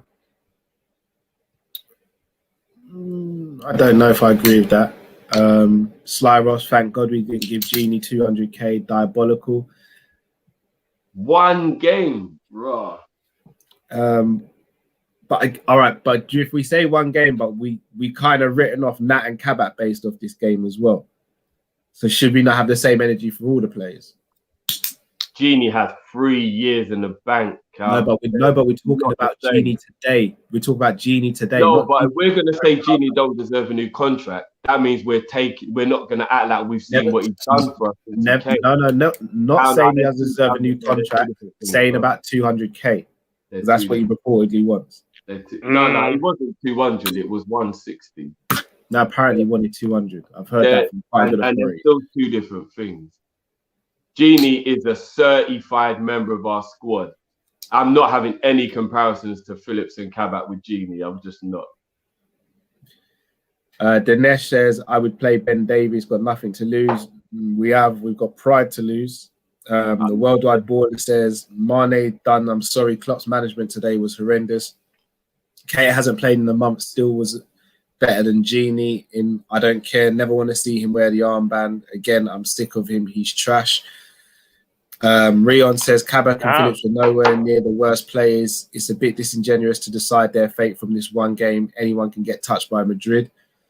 Very true. Worldwide Baller. I disagree. That Madrid was there taking. We can't keep covering for Trent. How about he learns to defend? I'm sick of it. Lord Walker, let's be honest, Klopp got his team selection wrong. Proof is Keita subbed in first half. Our only spark is Jota. Firmino should have started. We were flat and lifeless. Sean, thanks for the birthday shout out the other week. My son surprised me with that. Cal Matt and Drift, big up you guys. This is the best channel for me. As for the game, social distancing, very poor. Gang and Deep could have switched to a 4-2-3-1 in the second half and Fab into Thiago in a double pivot. Bobby for Keita, Mane left, Salah right, and Jota up top. But not only you protect the back line, you hit them on the counter with pace and score. Very true. Daniel Kenneth says, it's time for us to drop Mane, to be honest. He's been useless. The lack of Firmino link-up play was missing. Kabak was okay until Trent's stupidity. Jason Green, who in our team is having it out with Trent? I would have been throwing punches at him all season. This guy thinks he's made it. He needs a quick slap. I don't think I agree with that. Eastwood, Naby isn't strong mentally, too fragile. V, if Rodgers signed Keita, Klopp would have dropped him left, right, and then canned him in his first moment, just like he did with Sturridge, medical patient. He kept Sturridge for about 4 years after he came to the club, so that's not technically accurate. Peterson says, Vinicius emotional, not even one even tried to whack him a little bit. Kicking Vinicius wouldn't have really done much today, though. I might just being a bit naive with this whole let's kick a man up in the air just for the sake of it. Like, does that even work nowadays? No, it doesn't. No, but if a man's going to be rolling around every 2 seconds like he's been shot, maybe he should learn what it actually feels like to get. No, but what does that do? All right, let's say Trent goes and kicks him up in the air and gets sent off. What does that do? No, I'm not saying you should kick him up in the air, but I'm just saying, like, they just need to know that they can't just do what they want and then get away with it. And I think we let a lot of people get away with stuff. Sly Ross, I'll give Mane another year. Bobby poor for 2 years. Accurate.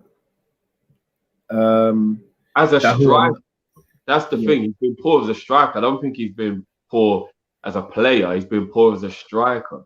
Yeah, that's as a striker, isn't it? Playing the number 10 role, isn't it? Yeah, this is for Dahul.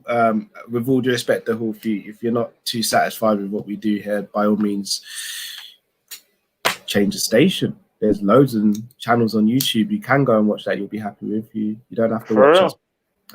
So with all due respect, if you don't like what we're doing, you don't have to stay here. So many options on YouTube. That's all I'll say. So many options. Stephen Bauman, Liverpool thought all they had to do was show up and win. Very true. Eastwood says Real Madrid hit us with the Joe Jackson. Oh, jeez.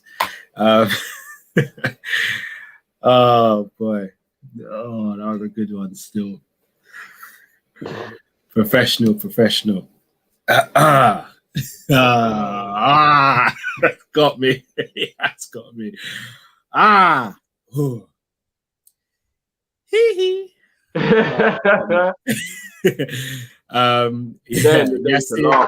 Oh man.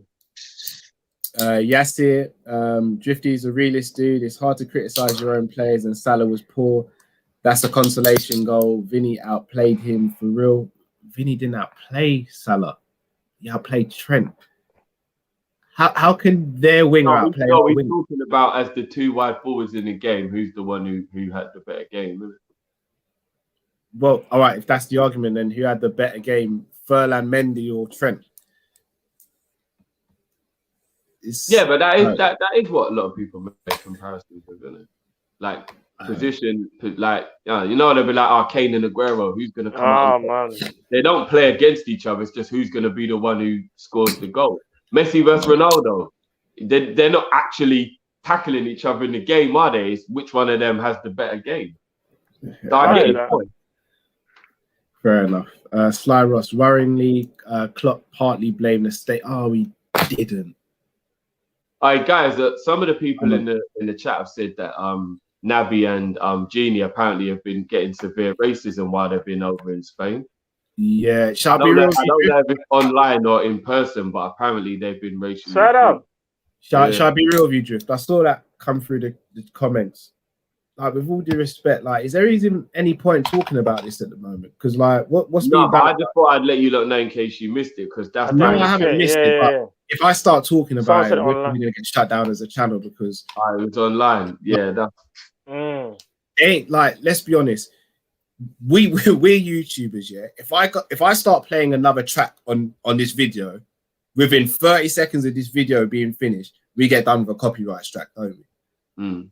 Yeah. But yet someone can come in there and say all types of wild stuff and get away with it. Yeah. I'll leave it there.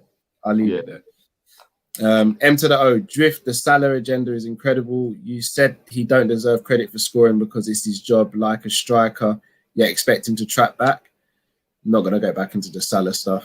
I didn't say he doesn't deserve credit for scoring. No. I said if he scores a goal but his overall game wasn't good, I'm not going to just rave him and rate up his rating because of the goal, because technically that's what he's supposed to do. You can't have a bad game, score a goal, and be given a high grade. Not in my opinion, anyway. James Redmond, shout out to James Redmond. Guys, we're going through. Don't worry, I'm high, by the way. MF says we're lucky to just lose 3-1, to be honest. Yep, that's true as well. They should have 6 goals. They actually should have. A-Spec Limited said bringing in a quality player in the position improves performance. Look at Shaw of Tellez.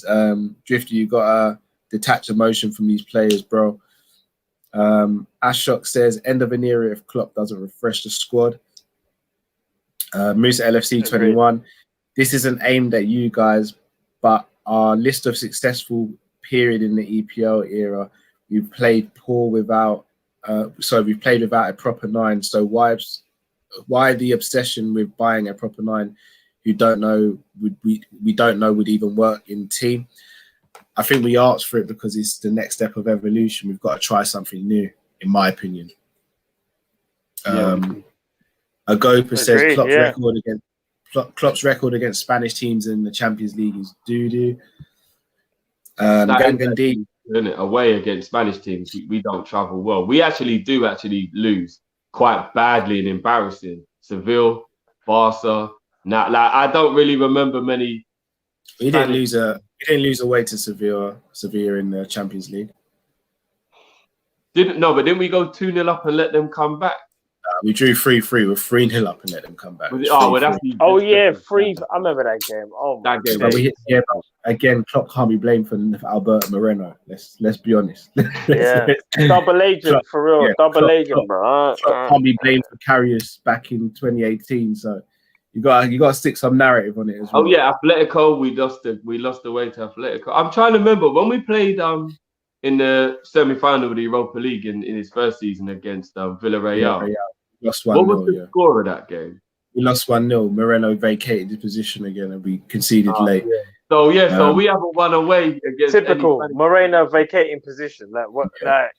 Gangan Deep says, I think the confusion with the whole Salah being a striker is that we do not play with a centre forward. We play with a false 9 and inside forwards who tuck in due to the system we play. Aaron LFC says none of this argument would be happening if Mane had any sort of good form. when Salah and Mane are scoring, there are no complaints about no striker. I wouldn't say there's no complaints, but we put up with it more. That's what I would say. Malik Dallas says, honestly, think Liverpool need to address right back. Every team in the Prem and Europe are now targeting Trent. Cross-picking passes. Sorry, Cruz was picking passes like a quarterback. Facts. You know what the real problem is with that, though, in my opinion, is that we need to get a player as good as Van Dijk. That's a stupid thing to say. He's the best, but we need to get a player that plays on the right side of the fence, who's of a standard that you don't feel like it's a good idea to target him because he's got that player that covers. I think if Van Dijk played on the right side of our defense, people probably wouldn't even bother trying to target Trent because they know that they've got more than that problem over there. But when Gomez plays, I think people feel like, let's try and get over there because obviously Van Dijk's on the other side. So if we was to get like, I don't know, I'll give you Varane. You lot want Varane. Say we did get Varane. I think it'll be a lot less easy to target Trent with somebody like that playing on that side. See, I used to agree with that until this season happened because no one still targets Robbo and we've had bare centre-back partnerships, bro. No, but that's obviously because they still know Trent is the one who's the least capable out of them all. But I think if the person playing next to him was a superb defender, they wouldn't feel like they could do it. Do you get what I'm saying? Maybe. I mean, the ideal situation would have been Klein and Klopp didn't have whatever they had and Klein stayed at the club, in my opinion. By now, we would have probably needed to have moved Klein on, though. He's about 32 now. I think a 32-year-old fullback in our system. I don't think he's 32. Might struggle a bit. I think he is, bro. He must be getting on a bit now. Bro, even if he is, he's still solid, though. He's kind of solid. He's not amazing down forward, but defensively, you weren't roasting Klein. You weren't roasting Klein. Yeah, you're not. No, but we don't know what he would have been like after the injuries. Injury-free Klein, I agree with you. After the injury, you just turned 30. Turned 32 days ago. He's younger than I thought he was. Jason Green, Drifty, you're a legend, man. Laughing faces. Monsor, was Mane auditioning for a diving contest? If he wants to leave, then leave. But I agree with Drift. He overdoes it. I don't think Mane wants to leave. Does it? I didn't say Mane. I said he tries. I didn't say he overdoes it. Dahul, so again, Dahul, I'm not going to bring up your comment, but just to go back to what you said, you called us clowns. So if you're going to call us clowns, and you got to be able to take back what I say in it. Once again, I say this all the time on the channel. By all means, say what you got to say, but you can't moan when we respond to it. So that's all I'll say. Sly Ross one. If you want to make it personal and you get pulled up for it, what do you expect? Man, ain't no mug out here. If you think you can say something like, shut the fuck up. Nah, I don't know who you think you're talking to, but not us. You know what I mean? It's not even got that deep, but I'm just saying. I'm just saying, if like I do see people say stuff like that, and most of the time I just let go. It's like, really? Okay, you think you can just talk to me like that? Yeah, okay, cool. As I said, if you wouldn't say something to someone's face randomly, don't say it online. I think that's a rule of thumb. Yeah, 100. Cyrus one, Gerrard could have played for Real Madrid, no press at all. Well, Gerrard's world class and probably still to this day. Gerrard still could probably get in our midfield now and again. I'm not going to lie. The speaker, let's just get top 4 and call it a day. I'm tired. Let's hope. You know what? Top 4, worries me. We'll talk about that. Later. Yeah. Talk about another time. Malik Drifty looks like McGoldrick. Yeah, I don't. You know what? Even if I did, I'm not going to take offense to the way he looks because he's not a good footballer. So I'm not even going to get vexed about it. Shout out to Rishab again for stop disrespecting him, bro. Stop disrespecting. Bro, it's bro. Yeah, Matt's the worst from McGoldrick still. I know, bro. He never said his proper name. He never ever said his proper name. And I never planned to. McGoldrick. That's what he calls me. McGoldrick, bro. It stays like that. It's what it is, man. Promo says only R9 can be good after losing his explosiveness. Sean, what do you guys make out of Gini's recent performances? Looks like his head is gone. Should Klopp hand out captaincy to players that are about to leave? That's reactionary. Gini hasn't been playing poorly. When was the last time Gini had a really bad game?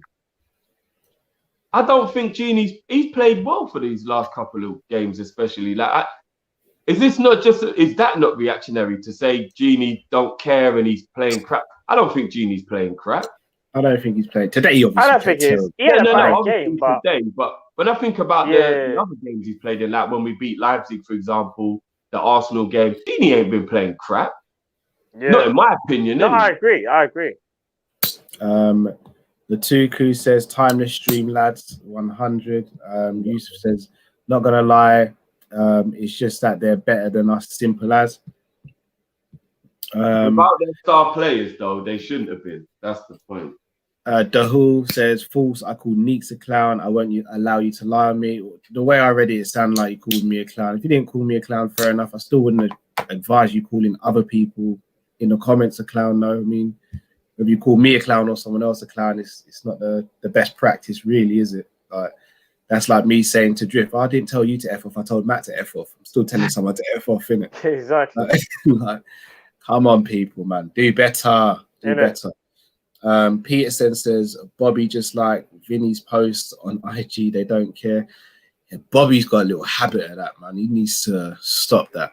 Yeah, I saw him put his arm around Richarlison after he tried to kill Thiago. Yeah, that needs to stop. Yeah, it gave me. And that's what I'm saying when I'm saying that people in our team just need to be a bit more like back the team.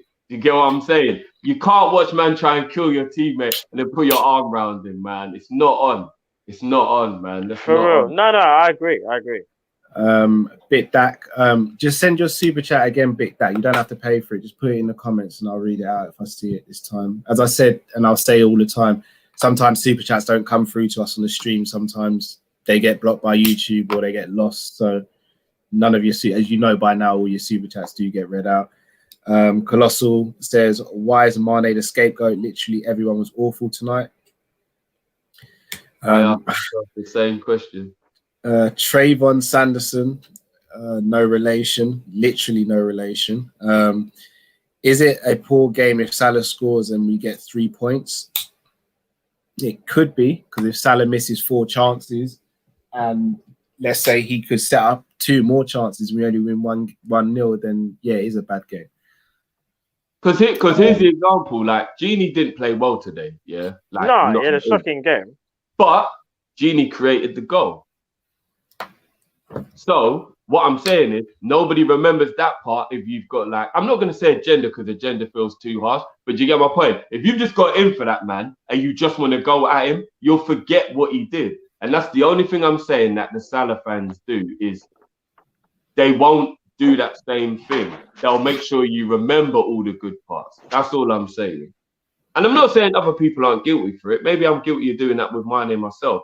But Gini did a lovely turn in midfield, made the run that created the goal, but everyone's just going, he was the worst player, he was tragic. It's like, well, what about that? Without him doing that, we don't even score the goal that you're saying I should give Salah the credit for.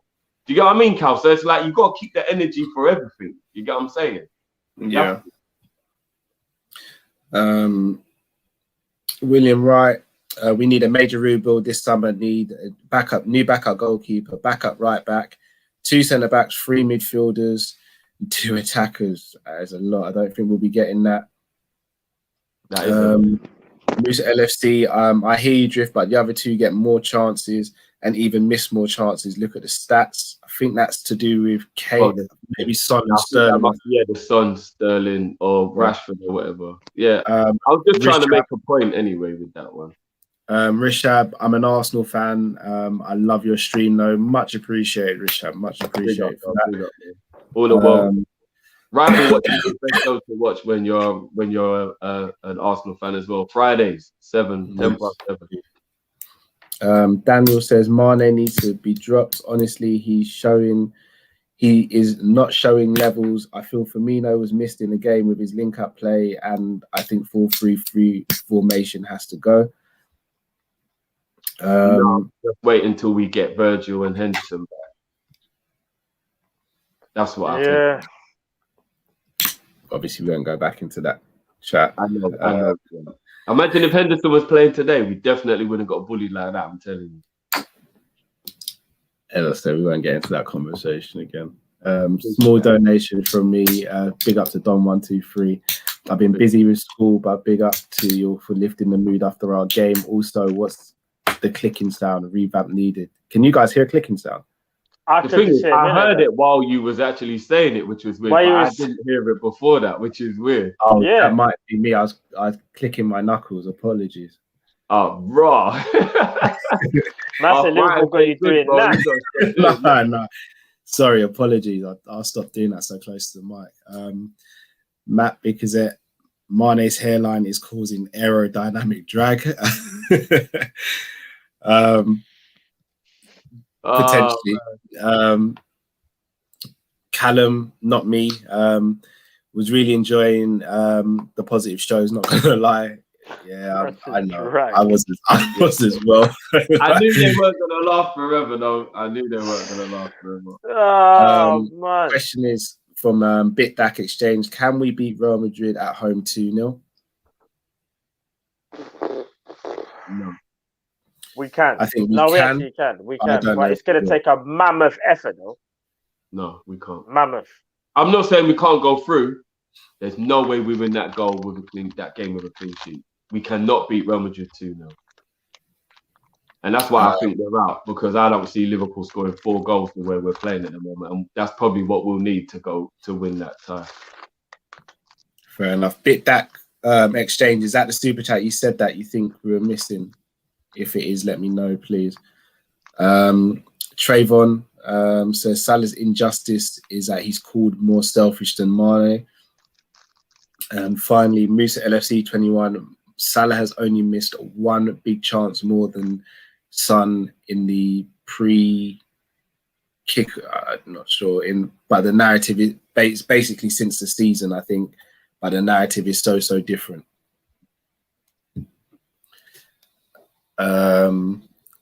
Slyros 1, Drifty, why didn't you place £100 bet? We need you to make the ultimate sacrifice. Like, I think it's very different from the Jesus sacrifice, if I'm going to be honest. You want the truth?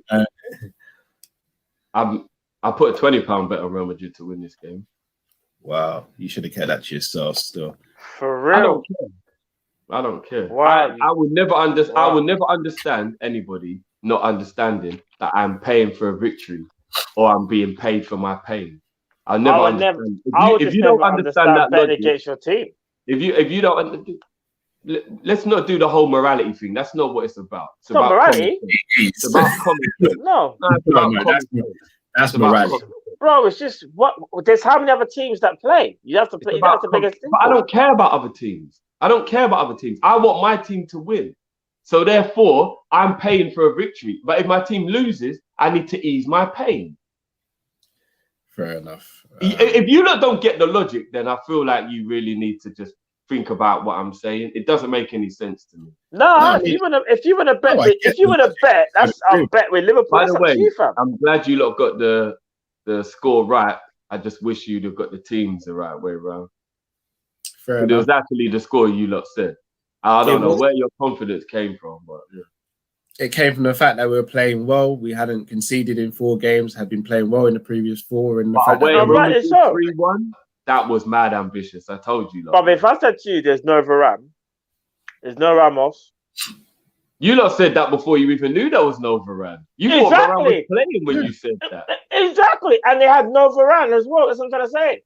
So when I woke up this morning, did you bet on the Arsenal? Did you bet on the Arsenal game, Drift, that we'd lose the Arsenal game? No, I didn't know. So maybe you're the one who's killing us with the betting, then, isn't it? No, because we beat Leipzig. So how? But that's just one game. Every dog has its day, as you like to say. No, it's not that. Why not, bro? We won the Champions League, and I bet on it. So it's not that. So you bet on us to lose in the Champions League? Yeah, I lost £50, but I didn't give a shit because I want my team to win. Fair enough. Imran Zaman says, remember in Blue Street when Chappelle does the grabbing the balls and splatting them on the floor? That's how I feel. Don123, Callum got knuckles of steel. Don't ever punch anyone because we'll be straight. I definitely don't have knuckles of steel. Drifty's logic makes sense. Rather cry rich than broke. Exactly. I'm glad somebody gets it because I don't understand how. No, I get the logic. I'm just saying. I just don't bet it, like with Liverpool in it. Just don't bet it with them in it. Miss Super Chat, thanks Conroy. How much hope do you have for the second leg? None. Honestly, you're gonna have to ask me that one after the next game. You know what? Yeah, after the way we played today, I'm worried that sucked all of the life out of the players. That I'm even worried about Villa at the weekend. I'm not joking. That was the Liverpool that we haven't liked from like February, early March. Like that was that Liverpool again today. I thought that Liverpool might be gone, but it clearly isn't. It clearly isn't. Now, I'm even worried about the Villa game now. Now that I know top four is the only way we get back in the Champions League, like I am actually really worried about that Villa game at the weekend. I can't even front. Fair enough. Well, people, we're going to wrap up there. We are going to be back with the Villa preview on Thursday, so make sure you look out for that. We're going to have a members video dropping for our members tomorrow as well. Yep. All that's left to do is to say thank you for everyone. Thank you for everyone who donated to Super Chat. Thank you for everyone who donated to the conversation and just kept the movement going in the conversation. Please do drop a like if you haven't subscribed to the channel if you're new as well. Sly Ross says, was it Phil Mitchell or Nat Phillips that said about today? Man said Phil Mitchell, you know. Oh boy. I'm not even gonna lie.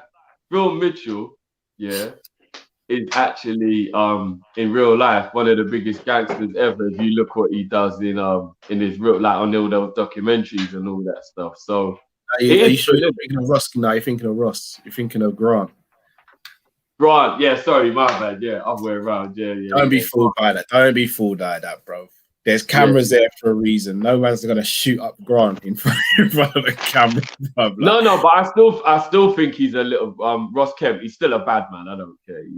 Come on, Drift, man. We all know and have been around gangsters and roadman. They don't stand up in front of cameras and do. No, but what you got to remember is, bro, because that's recorded footage, but it's not live. Everyone can disappear, you know.